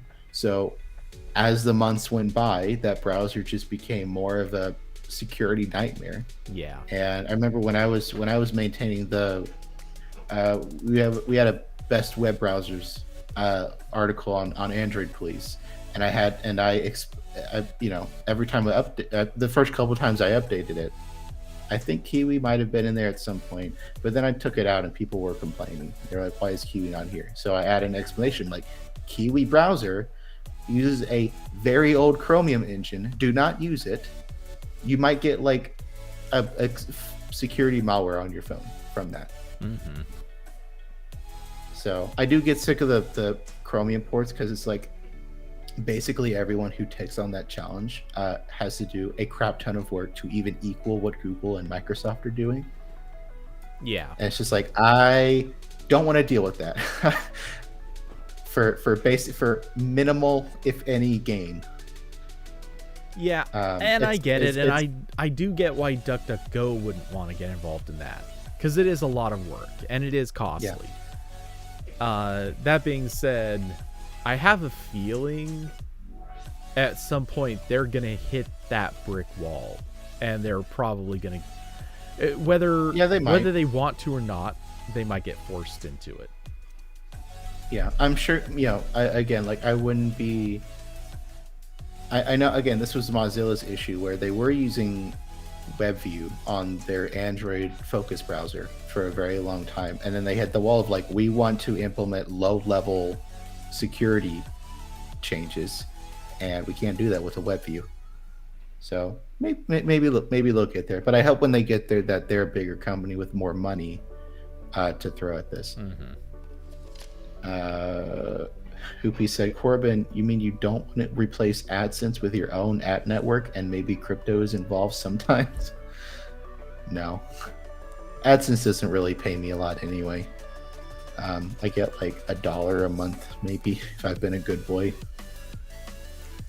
Yeah. Google probably spends more on security bug bounties alone than anyone else spends on browsers at all short of Microsoft and Apple. I'm not sure about the latter. Yeah, I mean, maintaining a web browser has got exponentially more difficult in the past, like even just like past 3 years. Like it's, Mozilla has had trouble for a long time keeping up with Google's rapid development pace, especially since a lot of the work Mozilla is doing is just rewriting their own code over and over again. Because again, like there's a lot of baggage there, and every time they go to try to manage that baggage, they get the people coming out of the woodwork yelling that their favorite extension from 8 years ago will break. Yeah. So I understand why they're in the position they're in. Well, and I mean, like you said, Google Chrome is constantly evolving at such a rapid pace. One of the biggest problems here is Google is the one coming up with a lot of this stuff, and Google is spending no doubt months or years thinking over, preparing, and coming up with implementations for a lot of things that they're not going to present publicly and move it into like a development cycle until they already have this stuff worked out. So even if it's something that was made a standard of sorts prior to implementation in Chrome, the reality is Google's already set to add this thing where Firefox, Mozilla has to actually sit down and work out details and think over privacy and security issues. They're starting from behind with almost everything. Yeah, and I know, like, to a certain extent, all the people working on all these browsers talk to each other. Like, I've never looked at this closely because that's not my job at all. But like, I know like the people who actually work on the browsers, like they all, like there's like actual proposals now where everyone gets time to say what they want. Of course, if Google wants something in Chrome, they're going to put it in. They probably don't care what anyone else thinks. And I know a lot of the stuff Google puts in Chrome like just doesn't really get a whole lot of market adoption, or it takes years, or it doesn't affect normal browsing at all. So it's not like something Mozilla needs to jump into. Like I know like one good example of this was that horrific thing that Google put in Chrome. I think it was like called like signed exchanges or something, but it was the browser level feature that allowed Google AMP pages to show the URL of the page they came from instead of the URL of a version on Google's cached server. And Safari never implemented that, and Firefox never implemented it because it doesn't matter. It was just a thing Google needed in there, so people stopped complaining about AMP, which is a problem they invented. So again, there's a lot of stuff like that where like Mozilla doesn't need to do that, but it is still enough of a moving target that they're having difficulty with that. Hoppy brought up Shadow DOM as a good example of where Google basically threw out their version for a different one. Yeah, like I think, yeah, like as much as I complain about Chrome's dominance and the stupid shit that Google does a lot of time, like they are usually a good thing for the web as a platform moving forward. Usually, Yeah. again, Oh, no. sometimes they do stupid shit like the AMP thing, but usually. Yeah, well, AMP would be kind of an example of what I was talking about, where Google obviously did work with other companies to bring AMP to market, but the practical truth is this is something that Google was tinkering with and working on for a long time before it was made really appreciably public. And Hoopy said it's not all in secret before lunch, and that's true. Almost everything that is added to Chrome is actually public, and it's not like Google is hiding a lot of this stuff. It's more, the point I was getting at is more that Google comes up with an idea. I'm just going to literally make something up for the sake of this concept, but let's just say hypothetically Google wanted to add some feature to Chrome that's I don't know, transactional support for images. I don't know, it's a dumb idea that doesn't need to exist, but let's say that's a thing that needs to exist for them. So they come up with this idea. They're going to sit down and tinker with it and experiment with it in private. Just, there's nothing unethical about doing this. They're sitting down and just doing an experiment. And they're going to experiment with it over a long enough period of time to kind of know what the issues might be, where an API like this is going to have trouble or struggle, where it might not be reliable. And then when they turn around and say, hey, every company, by the way, we would really like to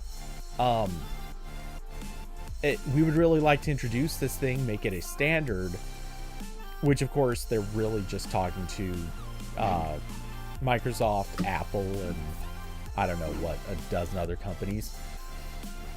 When they then present this to them, they're saying, hey, we've been working on this, we like it, we think this is something that should be a standard, we're encouraging everyone else to take it on. They talk it over. There's some chance that the other companies might present something that maybe does replace the work that they've done, and Shadow DOM being a phenomenal good example of that happening. But in all the other cases where something does get accepted, everyone else is then is in some capacity on the hook to do their own implementations, whereas Google is sitting there already has something.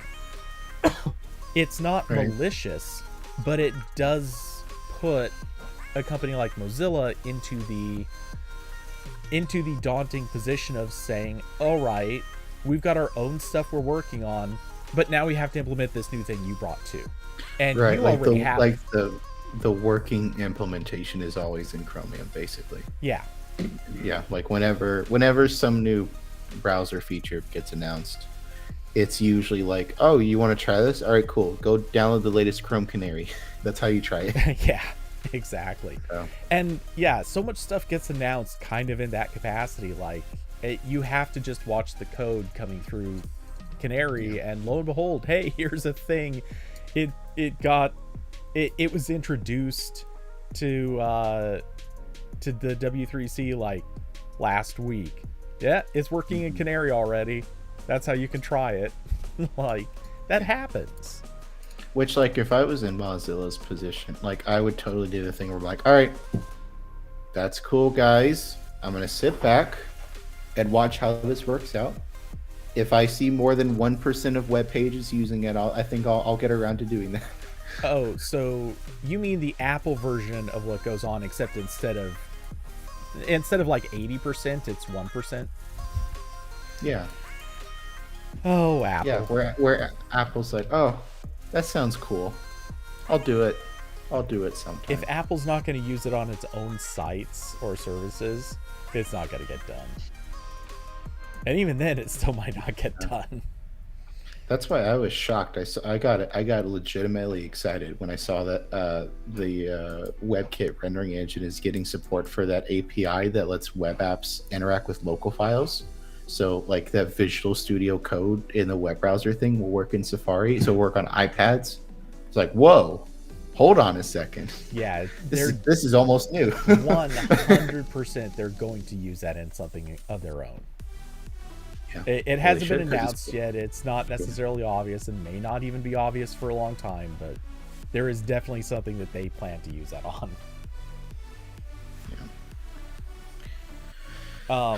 Yeah. In conclusion, more people should try Firefox. Yes, that is pretty much always the message. So, yes. Speaking of messaging, shall we take a quick moment just to mock, make fun of, or possibly ponder the future of CES? Because right now the messaging is pretty much a clear, it's still a go, guys. We swear.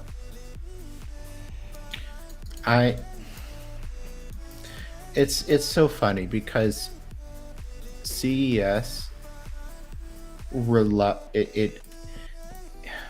I'm trying to think of a good example. It's almost like the fossil fuel industry, where alternatives exist, but so much of the industry relies on convincing other people and organizations that it is required. Like, you cannot live without it, right? Like, this is what like car companies in the US did for the longest time, is like, you need a car if you're gonna, be a productive person and go to work and stuff. And so that's why the United States is built the way it is, where we have really great road infrastructure, not a whole lot of all the other infrastructure. Yeah. So it's kind of that, where like CS has like, it only exists as long as people are interested in showing stuff there and going to there. And last year was a great test case of like, hey, maybe we don't need this. Or it showed that CES is kind of like, it's like Steam on PC, where everyone with brand recognition can distribute their games somewhere else. But there's always going to be the smaller companies who do not have that level of awareness. So the fact that they have a physical booth at this thing that everyone goes to and might walk by is really important. So like CES matters for that reason. Like, it's like ever so slightly of an equalizer, also in regards to just on our side of the fence as people covering this stuff. And I was talking to our mutual friend Adam Conway at XDA about this, and he was mentioning that like a lot of the people at tech companies, a lot of the PR contacts he met at events like CES, even before he was associated with or had a was big in his own job. So like, there is an equalizing factor going on that's important, but also like, does it really need to happen during a pandemic? And also, especially when this is an organization that has like a history of just like people getting sick at, like the CES flu has been a thing for like maybe decades. I feel like that's always been a thing. I mean, I know it's a thing with just like any large in-person event that goes on for several days. That is, frankly, I've always considered it a thing that happens with travel. I mean, I'm generally like, I actually didn't come away from the CES I went to. I didn't come away getting sick at it. Not to say that I didn't come away with an incredibly hoarse voice, but that had more to do with being in loud settings and having to yell over crowds. Right. But yeah, I think just in general, most people recognize traveling almost guarantees you're gonna get sick. That being said, yeah, it's been a joke for ages. It's kind of an inside industry joke. It's not something that people talk about super heavily in like the wider world. But yeah, people have always joked that going to CES means you're probably coming away sick. Yeah.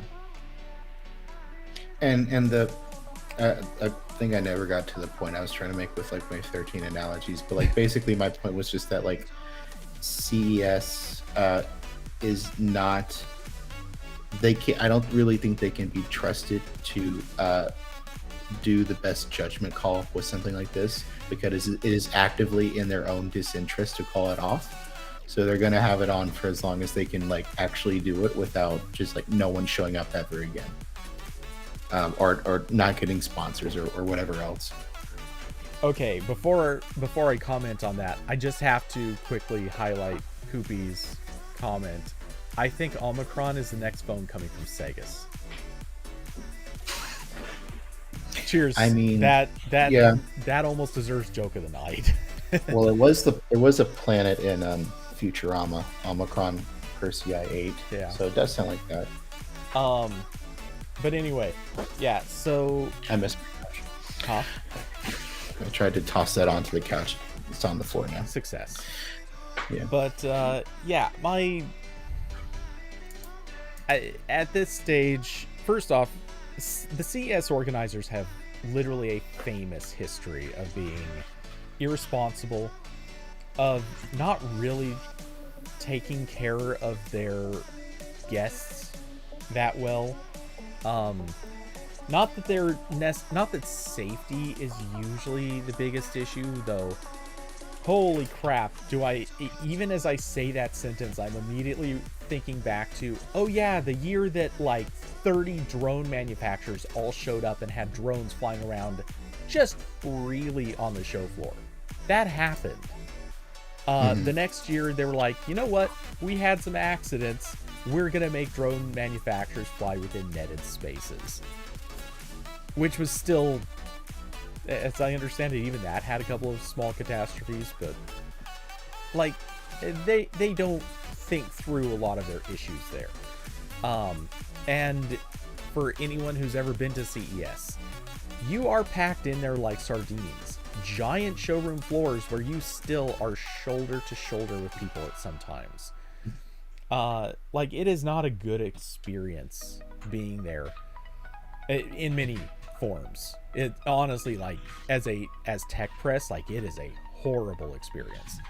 But in practical terms, CES is like, it's a big money maker for the organizers. The amounts of money that they charge for a booth or for floor space at CES is pretty enormous.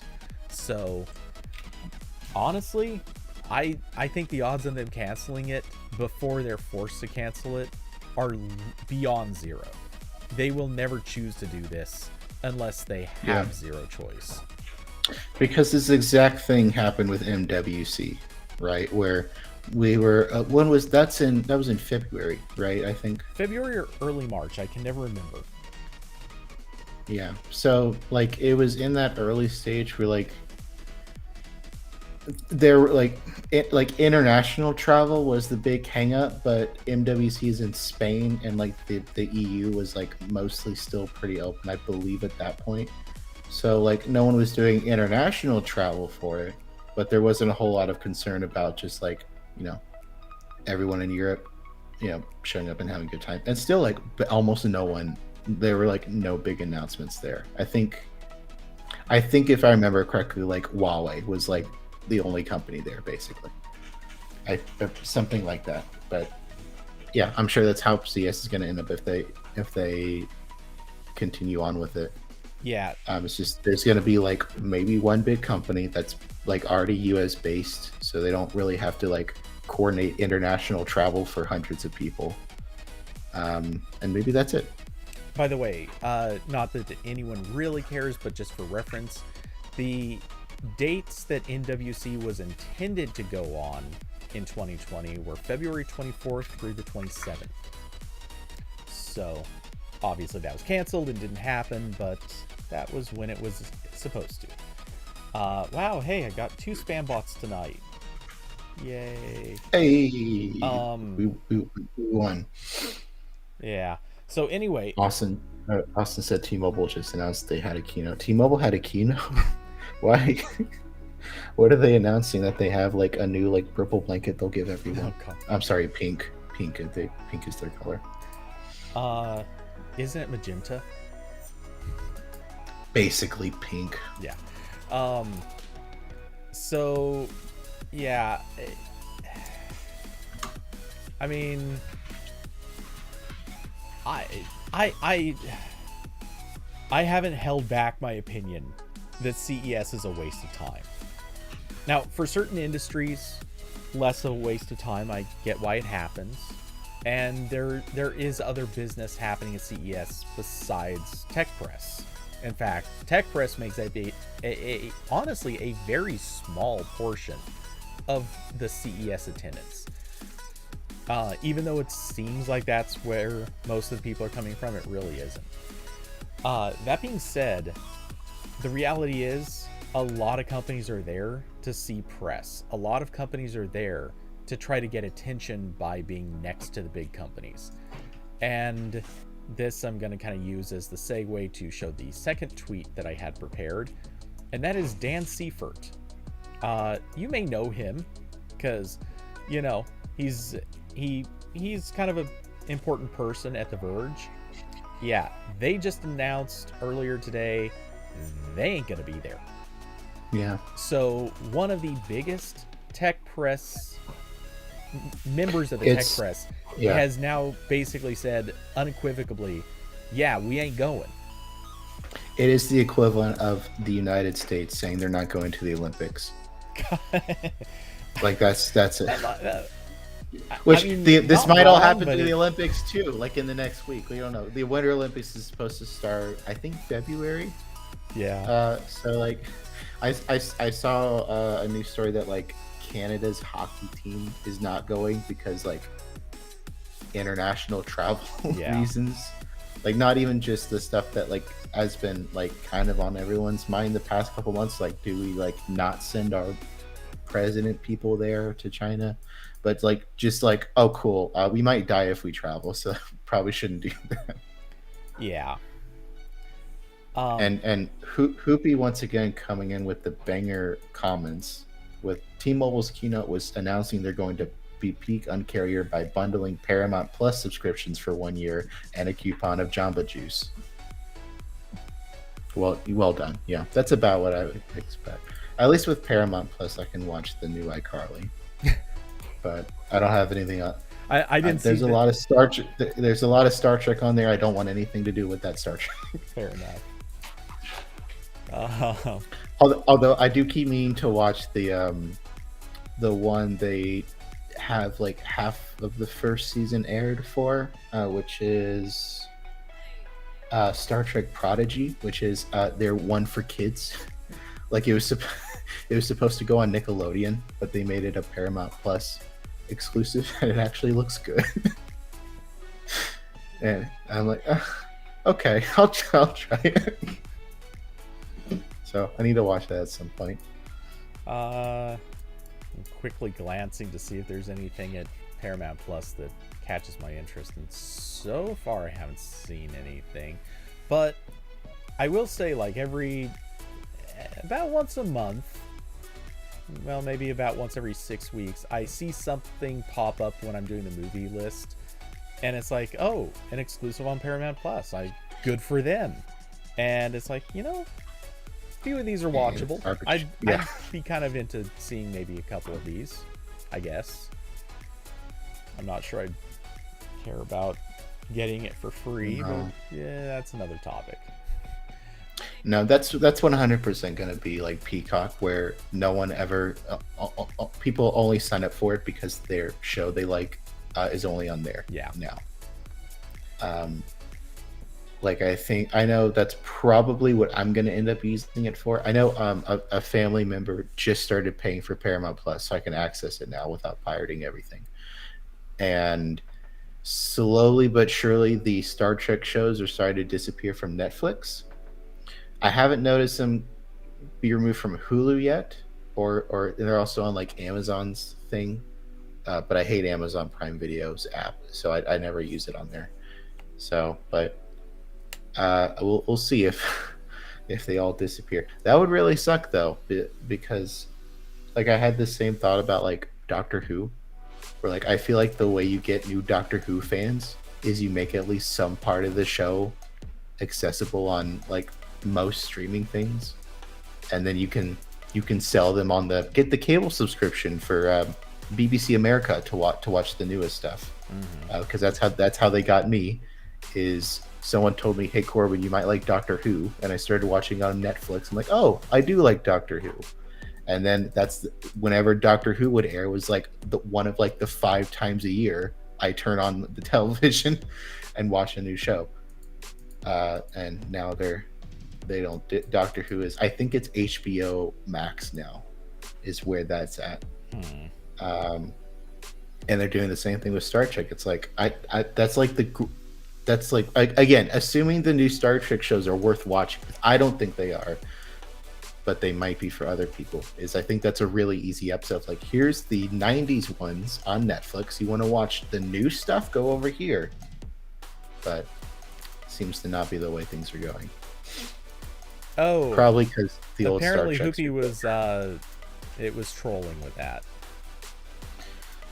None of that stuff's happening. The Paramount Plus? No, I know that was a joke. Okay. You thought Jamba Juice was serious, Code? I mean, with T-Mobile, yes. It does sound very close to something T-Mobile would get excited about. It absolutely is. Look at all the other random weird giveaways. They gave away pizza for a long time. Like, that was weird. Yeah. I totally would believe that they would have set up some promo deal with Jamba Juice. Yeah. I think I'm probably gonna switch to them in the near future too. So if I could get free pizza, that'd be cool. Because you don't also want free Jamba Juice? I'll take either. I'll take it. Anything free that I can eat or drink. I like doing both of those things. As a matter of fact, free deep fried butter. Oh. Yeah. See there, I can find something that you'd say no to. I mean, like, I'd probably want to try to eat that, but I think I might just perish as soon as it enters my digestive system. Just remember, this was actually a popular item at. Oh, I know. I've been to the fair, Cody. Exactly. I know the kinds of abominations that go on there. So much cringe. Anyway, so backtracking a little bit to the CES fallout. I'm just gonna throw out the prediction. Now that The Verge has pulled out, I have a feeling we're going to see probably 2 or 3 other relatively major tech publications pull out. Relatively. I saw in the replies for that tweet, not that they do like a lot of news stuff, but I did see that the main editor for Wirecutter said like yesterday we decided to not do this. So the big ones are pulling out. Well, and I mean, I could be wrong, but I just now noticed in the responses, MKBHD also replied with same and a thumbs up. So yeah, this is the domino's fault. So Bloomberg posted like 20 minutes ago. Meta, which is Facebook, is not going. Pinterest is not going. Twitter's not going. They say several news outlets. Do they list them? Let's see. Nvidia is only doing virtual only, but that was apparently its plan all along. AMD is still attending for the moment, but they're not gonna do a whole lot. I don't know if they do stuff at CES most of the time. I think AMD announces all their cool stuff at Computex. Yeah. Which is I think that's in Taiwan. I think it's somewhere around there. I haven't thought of that event in a decade, but it only enters my consciousness when like the 5 PC enthusiast YouTube channels I'm subscribed to upload like 15 videos in one day. I'm like, oh, there's something happening. Yeah. Oh, it's in I think it's in Taipei. Yeah, Taipei. Yeah, that is Taiwan. Okay, I was right. I'm so smart. Um. So yeah. Anyway, with Oh, okay. So, all right. So, Bloomberg. Here's the part we care about. According to Bloomberg, several technology-focused publications, including The Verge, Engadget, TechCrunch, and CNET, said that they're not sending reporters to Las Vegas. So, yeah, that's a lot of the huge ones, right there. So, yeah, it is totally going to be like 5 small companies and like one dude's blog is going to be there, and they're going to have the wildest party ever. Yeah. So if the tech press is not showing up, as I said before, this still makes up a pretty tiny percentage of the attendance. That being said, it is also a massive motivator for a lot of the attendance. So Right. you can pretty much count on it. This is, at this stage, you can see a lot of the tentpole companies are going to pull out. Right. It's the same thing we see with MWC all over again. It's MWC, but like even as an example, not related to tech events at all. CES is a American mall, right? Where they're starting off, they got the big box, they got the Macy's in there, they got a J.C. Penney, and they got like, they've got like the 10 like anchor stores that are really big, and then you see like them start to leave because the mall is scary now, and then like a lot of the smaller stores start to leave, and then eventually you get a mall that has like 5 stores in it, and they're all pawn shops. Mm-hmm. So that's what CES is rapidly becoming. Yeah, except again, like all that, the entire event relies on like that small group of people that most people are there to see. Yeah. Or it's like a concert, right? Like if the main headliner of the concert is gone, probably fewer people will care. Oh yeah. But the funny thing is with something like CES, or even a concert, like if the main person of a concert pulls out, you will still get legitimately like 70% attendance out of that. People still want to show up just because it's an event. It's something to go do. Assuming it's not like the only reason that concert existed was to go see, I don't know. Right. Like if Coldplay drops out of the Coldplay concert, you're like, wait a minute. Yeah, exactly. Wait, you're saying Nickelback won't be there? Oh my god, I'm gonna have to see Tripod Leg. Like that's the next biggest band name. Tripod Leg. Literally looked up. What's the first thing I see? Tripod. That's how tech companies name themselves. So that's fine. May as well be. But yeah, once that happens, that will destroy it. But if you have a decently large concert where the big headlining name is pretty significant, but like like up at the top you have I don't know, Evanescence, and then you go like your second biggest act is, I don't know, the Chainsmokers.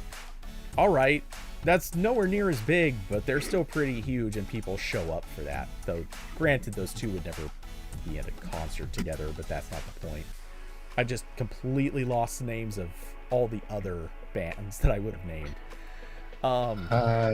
Austin said Google hasn't officially dropped. Have they? I did a quick search. Google is, quote, evaluating the situation, quote, which doesn't sound good. If you wanted to see Google at CES. Yeah, Google's not gonna go. I never understood why Google even went to CES. They never did anything. They just set up a booth and were like, yo guys, we're here. Yeah. I think they were there to like cheer on all the garbage that ships with Google Assistant at CES. Yeah. So they're like, oh, I guess if like one of like JBL or whoever is showing off speakers with Assistant, and one of the tech or one of the press wants to be like, hey, so how does this work? They can be like, all right, Google's booth is on the second floor over here. So go ask them. So, but at this point, my estimate, dead serious, I think we're going to see the dominoes fall probably either tomorrow or Thursday. Well, they're falling right now. No, I mean like the actual the swarm will hit because like everyone's gone. yeah. Yeah. Uh, You need like may one full actually business see day to process. We may see the formal announcement that CES is canceled by Thursday. I'm thinking we're gonna see like just to name some companies. I'm not sure, they may have already pulled out, but Samsung, LG, Sony, I don't know, those guys. LG was gonna show their new Android phone code. Exactly. Well, here's the thing. I literally sat in a goddamn keynote for LG. I'm mostly certain it was LG. It could have been Samsung, where they showed off their fucking appliances. They weren't even smart appliances. They were just appliances. Oh, and one thing I forgot about is Samsung was supposed to launch the S21 Fan Edition at CES, and then they would have done but yeah, they'll probably just do that online. Yeah, all of these companies probably, I would be genuinely surprised if they didn't already have like a backup plan to do all this stuff online. And CES was I would really question any project manager's judgment that wasn't doing that like 4 months ago. Yeah. Like the past year has proven stuff hits the fan at an undetermined rate and time. Look, not to throw too much shade at people that I work with, and some of which I actually like, but I know a lot of PR people that do not have the capacity to plan more than 5 minutes ahead. So, Cody, I've got an embargo for you. It ends now. Here you go. Thank you, Google. Nobody knows. Yeah. Well, I complained about this. Everyone listening to this stream has heard this complaint enough times to know that that's totally a thing Google does. It actually notorious for it. Poopy said HTC is going to announce the launch date for their next blockchain phone. Finally, let's go. I'd completely forgotten about that until I was looking up HTC phone names for a quiz for Techathon, and I saw the Exodus, and I was like, oh yeah, they did do that. I forgot about that. It was so weird, and I don't think anyone bought it. Okay, I know it's not going to happen, but a small part of me is like, watch HTC was sitting there like, this was going to be our year. We were going to announce the HTC One 2. Yeah. Which of course everyone would go, wait, like the 12 or the no, it's the 1 2. Can you guys explain this to us? Keep up, guys, come on. Yeah. And it would have been their new flagship. Like, this thing was going to come fully decked out with all the stuff. How great would that have been? I'm just saying.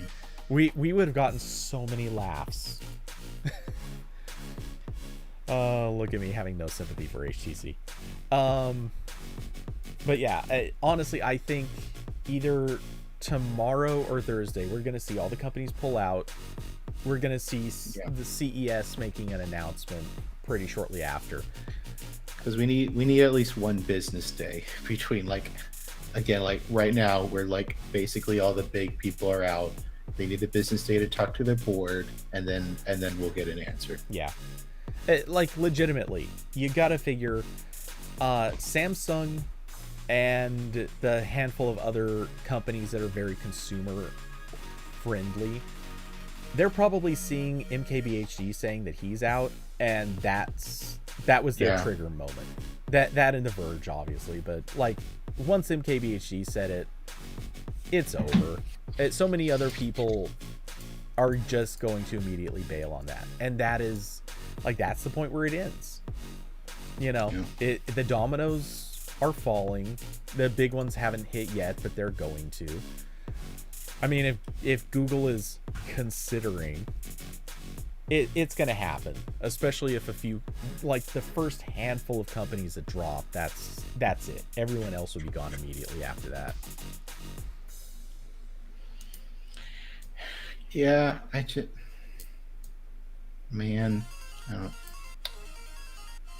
it's funny because this is all happening so suddenly, and yet this was entirely predictable. Which maybe is why it's happening so quickly, because so many of these companies had like, okay, 50-50 chance on this happening. But I don't know, because again, like until our buddy Omicron showed up, it seemed like we might have had the slightest bit of control over this. But again, like it was for a very long time, it's been a very likely factor that our buddy Omicron would show up. So it's, I mean, I'd say the moment that it was announced that as more contagious, like that was it. It was pretty. Yeah. The CES all right, guys. Yeah, that's organizers it. really Yeah. should have just said, "Okay, we get it."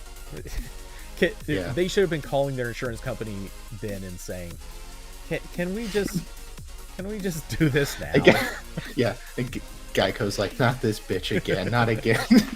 Oh man, Dude, you did this last year. You can't bail out on me again. oh jeez. But yeah, I don't know. I legitimately would feel sorry for some people.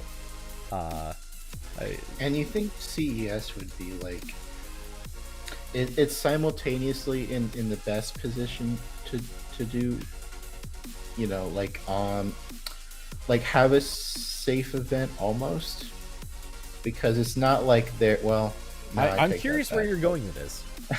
No, I take it back.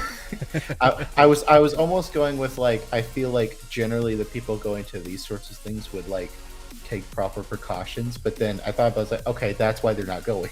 That's the answer to that like train of thought. So yeah, I take it back. That was a bad point. Yeah. Yes. Oh yeah, no, for sure. They would definitely. Now, what we're really waiting for is, will the weird smart refrigerator makers drop out of CES, because they're the lifeblood of that event.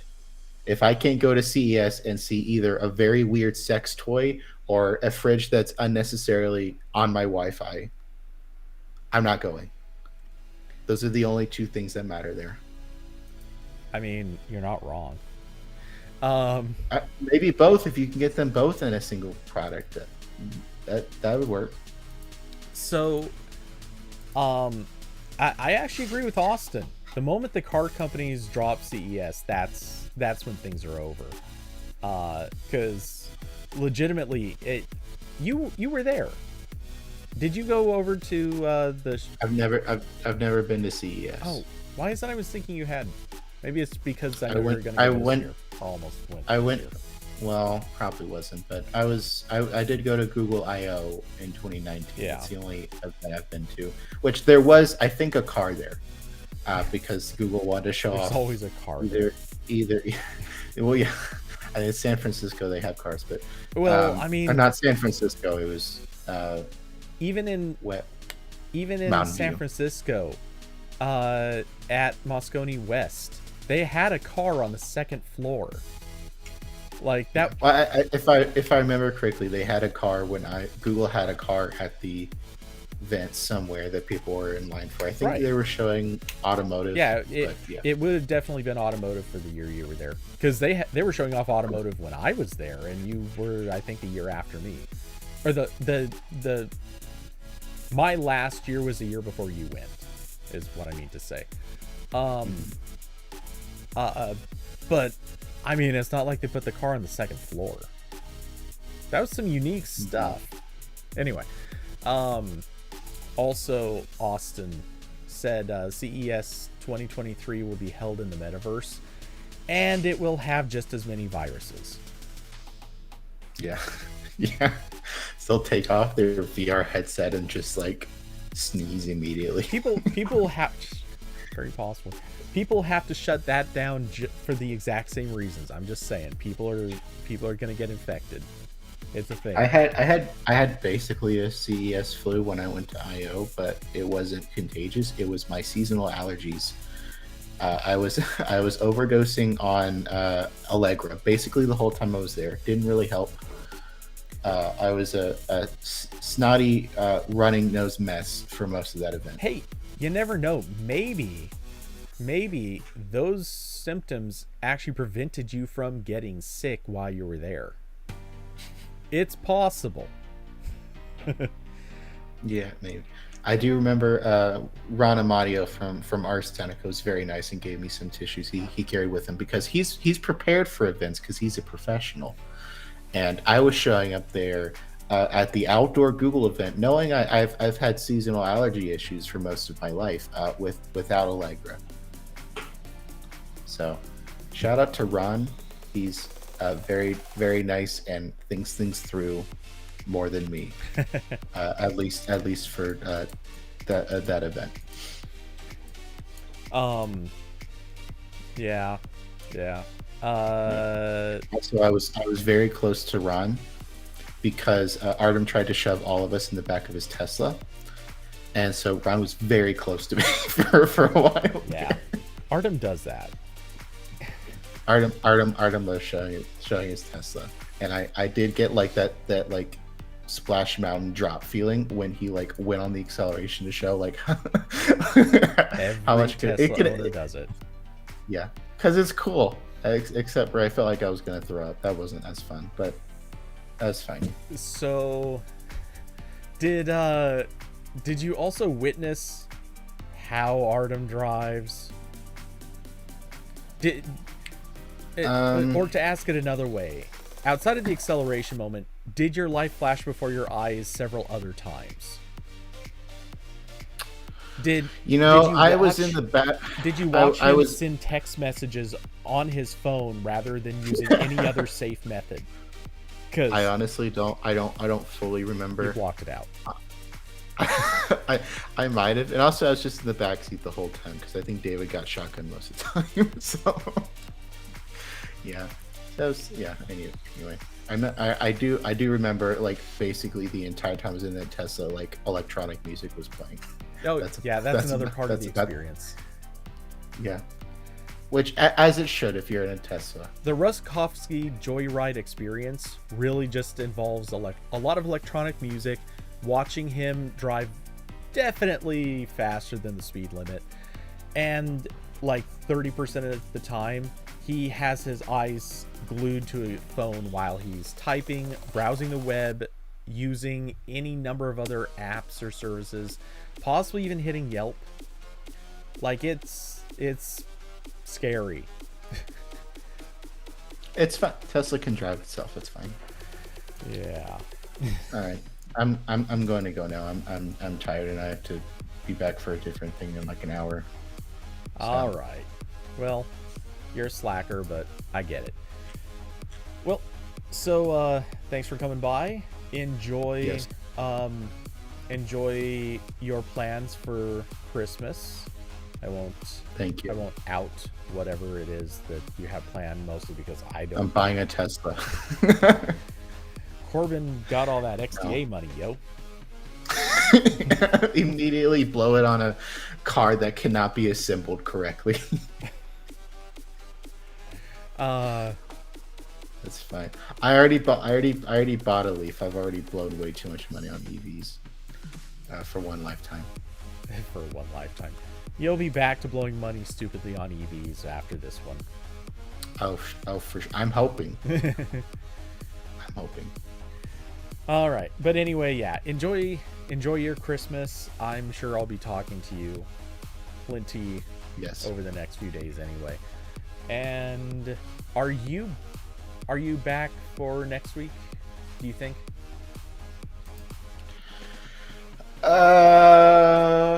In theory, the 28th or 29th. I haven't decided yet which makes more sense, but in theory, I should. Yeah, I don't think I have anything going on. And I think I'm working. I think I'm back to work at that point. I'm pretty sure. Let me check. Yes, I am. So, business as usual. Okay. Well. All right. Yep, I'm going now. Cool. Bye, David and Carson. Bye. Goodbye. Later, dude. Goodbye. All right, so let's see. Comments that I missed during this. Actually, I've tried really hard to keep up with the comments, but honestly, it's been tricky. RambleCast Christmas special featuring Corbin Davenport. Good old Davenport. I love that name. Anyway, let's see. Quick catch up. YouTube app sucks on iOS. Let's see.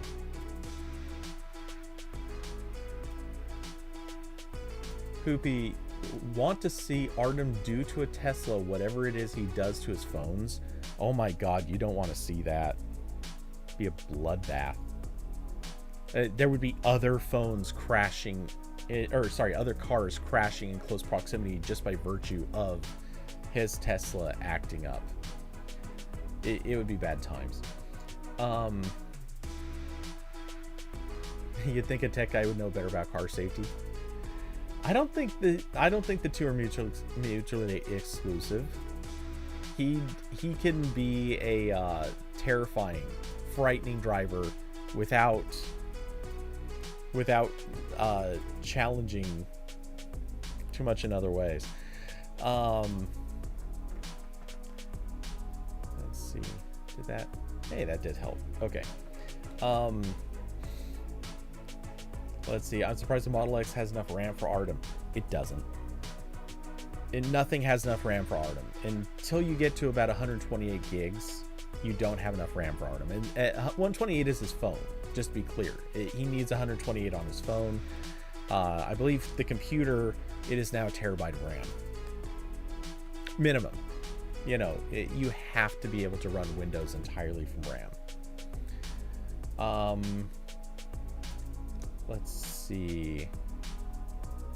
Okay. I would try to scroll up and see other comments, but let's be honest, that ship has sailed. Let's see. We've talked over CES. I'm of the opinion that CES fortunately hasn't mattered in a very long time. So, hooray. I don't mind CES being canceled.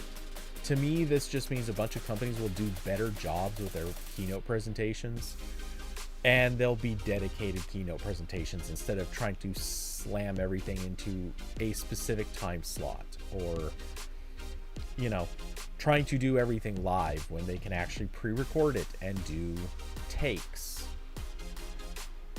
There is honestly a lot to be said for being able to do separate takes and actually deliver your information succinctly, well done. Hell, maybe even go back and do edits, or hell, special effects. And now that I've said that, I'm kind of wondering, when are we going to start getting keynotes where special effects are just the norm? Carson, yeah, I did see that. I didn't look super closely at it, but is the Metaverse Wedding a good story? Because to me, I see this and all I'm thinking is, okay, it's still this is something that would have just happened in Second Life, like 10 years ago or whatever was contemporary for Second Life. People, like, there were people holding political rallies in Second Life. There were people holding, I remember hearing about a baby shower that was held in Second Life. I'm sure a wedding has to have been done there. But hey, you know, it's not like Facebook hasn't spent its entire career copying other websites' concepts and ideas and then rehashing it as if they were its own. So, hey, they already know exactly how to copy Second Life and re-implement the whole thing and say, hey, look at the cool new thing we just had. I'm just saying, until we have a metaverse serial killer, the metaverse just isn't there yet. That's some originality. Let's see. So Hoopy got to head out. Think it was more potential uncarrier announcements for next time. Nice. Let's see. Beside him, I set the resolution it streams on Wi-Fi and mobile data. You use Vanced. Let's see. But I was referring to how TH3 chat V3 HAV3S behaves. Oh, but I was referring to how the chat behaves on iOS. It's not an overlay on iOS 15, or wait, iOS i5, whatever. Makes the video smaller.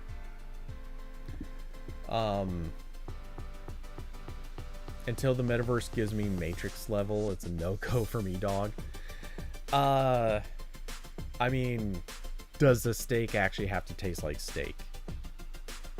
Because until we're talking about some good meaty bites, it could be a while. Don't get me wrong, I'm kind of liking the sound of that, but yeah, I don't think that they're anywhere close to making the cool experience. Or do you just want to meet Keanu Reeves? Because I bet the metaverse can make that happen today. Maybe not today, but, you know, within the week. Let's see. As you can see, I type much worse, even with SwiftKey.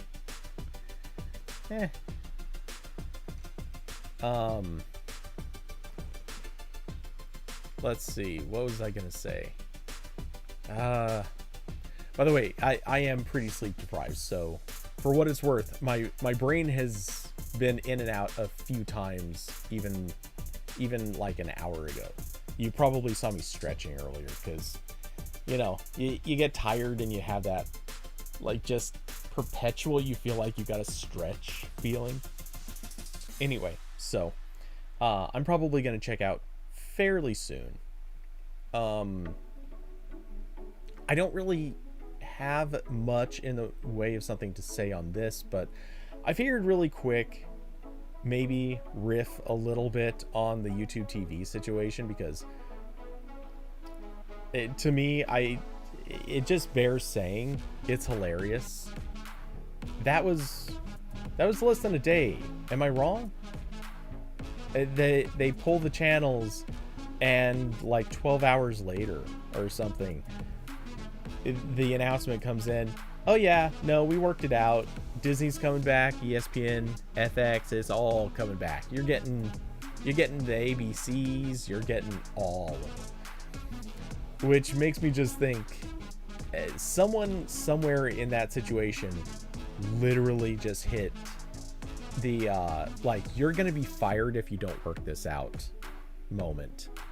And so they circled around and said, fine, give them up to this much.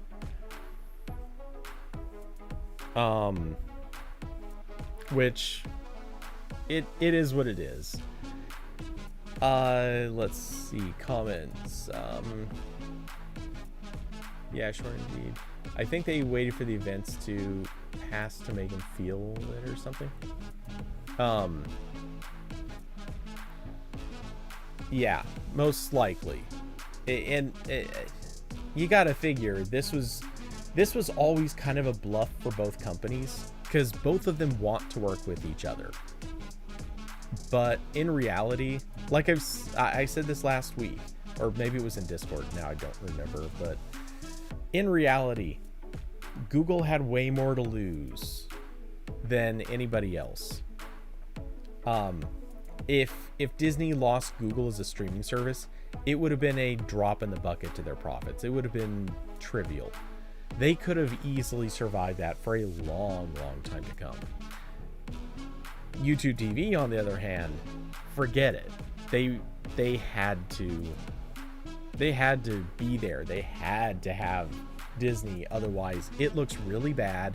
People are going to unsubscribe, and once their market share numbers fall far enough, That's it. They don't have much else they can go with. Yeah, much else they can go on. Let's see. Not really sure what the screenshots are about. But yeah, anyway, so it's good that they worked it out. For those who were subscribed, they got a $15 one-time discount. So, you know, that's kind of neat. Good for them. Otherwise, yeah, this whole thing just kind of played out the way that we knew it would. Let's see. Trying to think.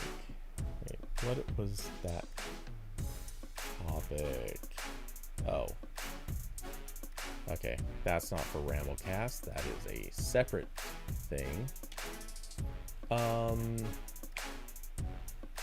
Okay, I can close that one. By the way, to Carson, who brought it up earlier, yes, I remember I need to get that PayPal link into the description. I keep forgetting. I now have a tab open explicitly for that purpose, so I haven't looked up the link yet, but I'll do that sometime tonight. That way I can actually get the link in and be done with it. Surprised they got a deal done on the weekend. When you got enough millions of dollars associated with something, you'll make deals happen.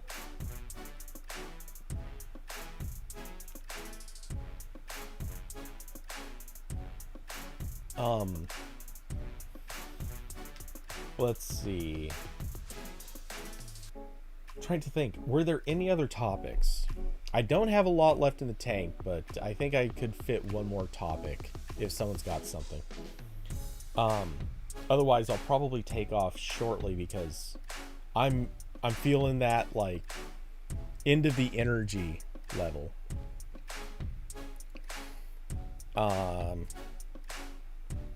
Oh, the Stadia sales. I haven't looked at them yet. Obviously I'm going to, but I have a feeling, since it is obviously kind of a Christmas sale, they're gonna have to have something. Oh yeah, the Pixel Watch thing. You're right. I saw that get posted in there, but I didn't look closely at it. Really quick. Okay, so it's basically the Assassin's Creed games.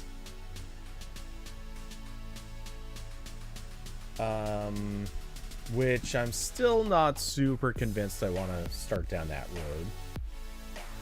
road. Borderlands, which I have.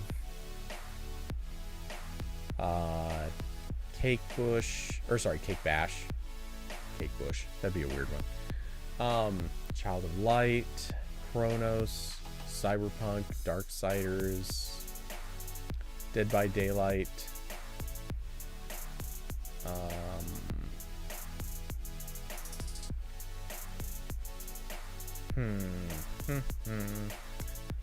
Racing, Doom 64.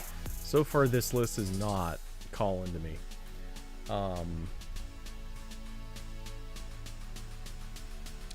Far Cry, which would be kind of neat. I'd like to try it, but not super motivated.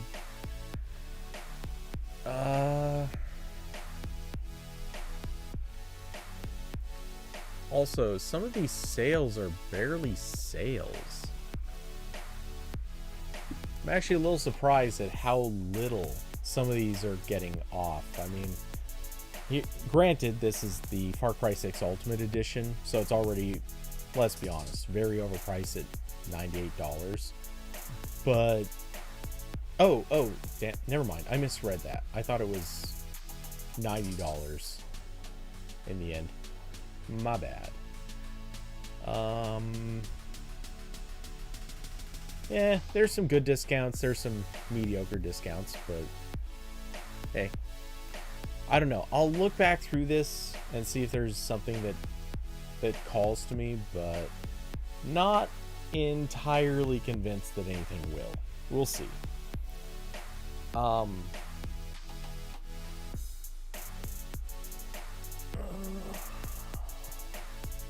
Let's see. B-Slide, I'm excited for Spider-Man. Oh, wait. Oh, no, you're excited for Matrix. And you've seen Spider-Man. Yes, that's right. Matrix is coming to theaters and HBO Max tomorrow. I'm looking forward to it too. I mean, it may be good, it may be bad. Who knows? With a franchise like that, where it's a bit older, it could come back really, really wonky, or it could be kind of an amazing comeback. We'll see. And for a franchise that had a pretty iffy history in and of itself. Let's see. As far as Spider-Man, I'm looking forward to it, but not as much as I want to be. I know other people love Far From Home, but to me, it didn't do a lot for me. It was fine, but not great. Let's see.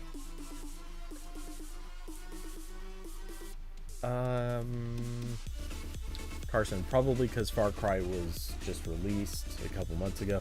Yeah, I mean, obviously that explains why the price is still going to be fairly high, but hey, you know, one can always hope it's going to have some impossible, ridiculous deal that no one can pass up. Let's see, a lot of... Yeah, their list keeps bouncing back, which... Oops, didn't mean to click on that.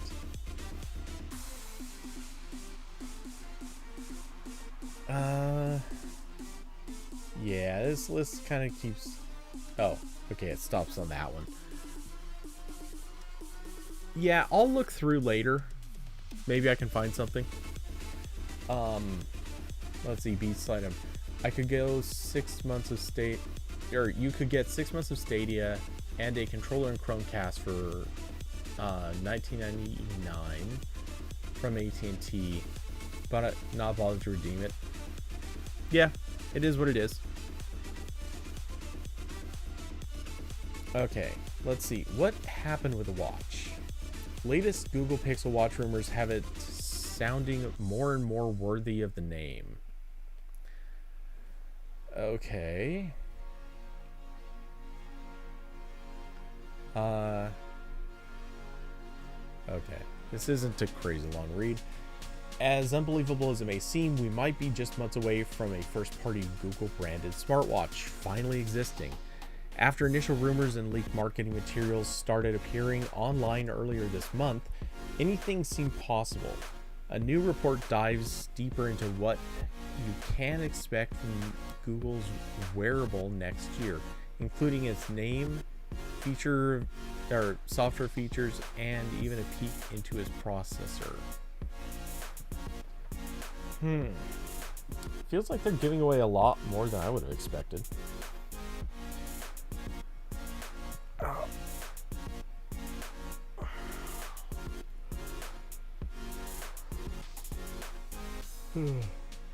Sorry.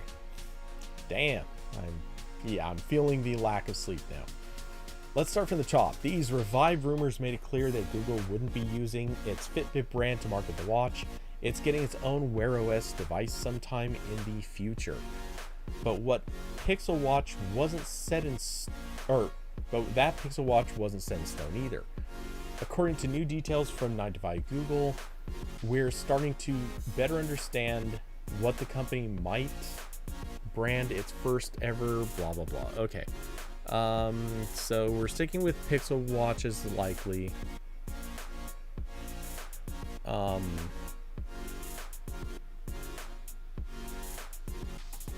And apparently Nest might be in the running.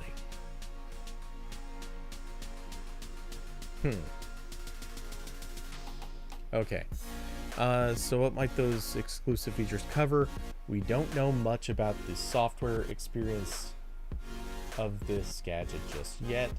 Hell, we barely know what Wear OS 3 looks like without Samsung's One UI skin in the first place. But it sounds like the newest version of Assistant that finished with the Pixel 4 might make an appearance. It would also it would allow for voice commands and queries to run directly on the watch rather than always reaching out to the web for every single action. They managed to find an assistant related okay.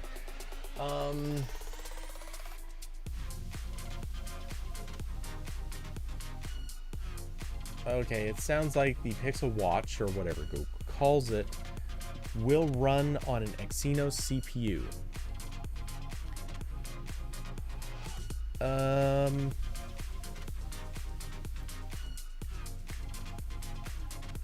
And a little hypothetical that it could be running Tensor. Okay. Well, this feels a lot like rumor mill with nothing substantiated, but hey, cheers, at least it's interesting.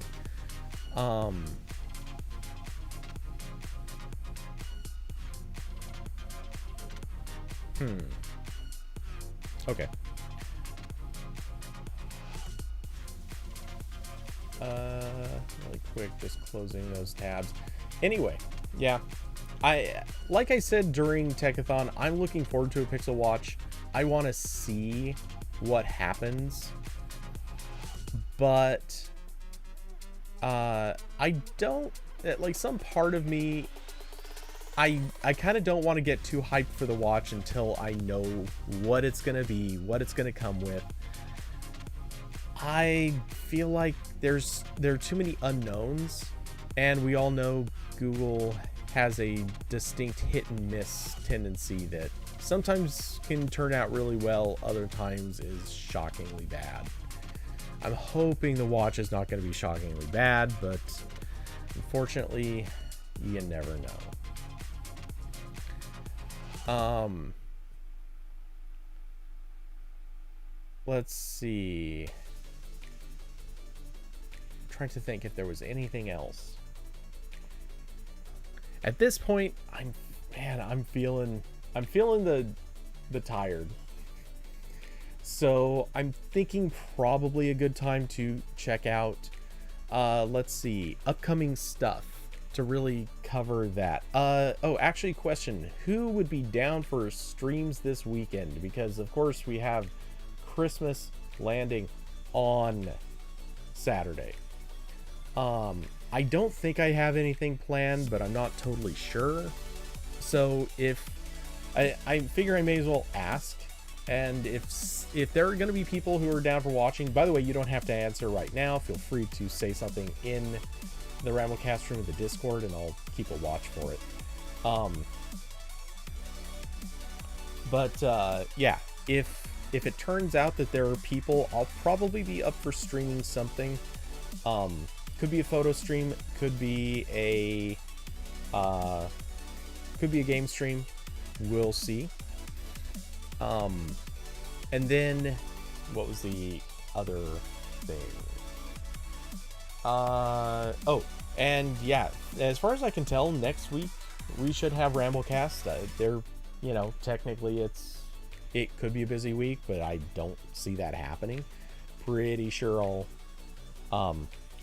I'll be doing just a fairly typical RambleCast, but instead of news, because let's be honest, the odds of news are actually kind of low. We'll turn that one into a fun one. That one I think will be just kind of goofy. I may see if I can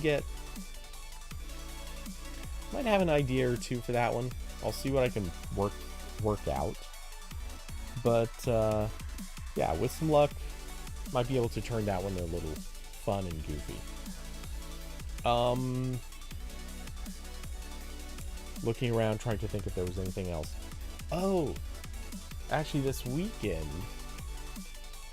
I should see what I can do about this. I might take one night this weekend and try to I might take one night this weekend and do a new channel art with the Pixel 6. Because I've been putting that off for a little bit. I should just get it done. I'm sure a couple people would appreciate having at least a few photos move into the rotation. So that's a definite maybe. All right. Anyway, so with that, I'm feeling beat. I'm gonna go crawl into bed, or at least something kind of close to that. And I'm probably gonna sleep for a good, truth be told, probably 2 hours. But hey, I'll take what I can get. So with that, thanks everyone for coming by, hanging out, being part of the conversation, and keeping me chatting. Love talking with you guys. Good active chat room today. This was definitely chattier than the usual. Let's see. Do we have? Yeah. Okay, it just says chat rate. Their statistics are always so weird on YouTube.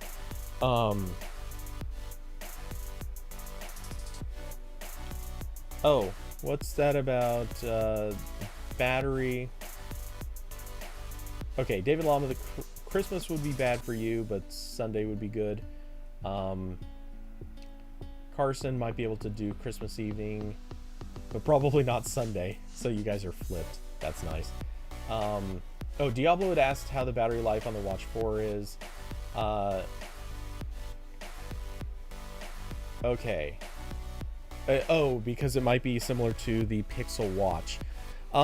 So, fun fact, I'm actually working on a small update for the Gen 6, Fossil Gen 6 review. Now, I'm not changing recommendations or anything like that, but very surprisingly, this has had, in the last week or two, suddenly skyrocketed in battery life. I pulled this off the charger. Well, I've since put it on the charger. I put it on at 20%. And when I put it on at 20%, it had been going for about 32 hours, 30 to 32, something in that neighborhood. This was barely getting 18 on one of the better modes.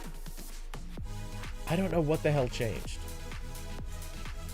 I haven't changed anything. Not really. I changed a watch face.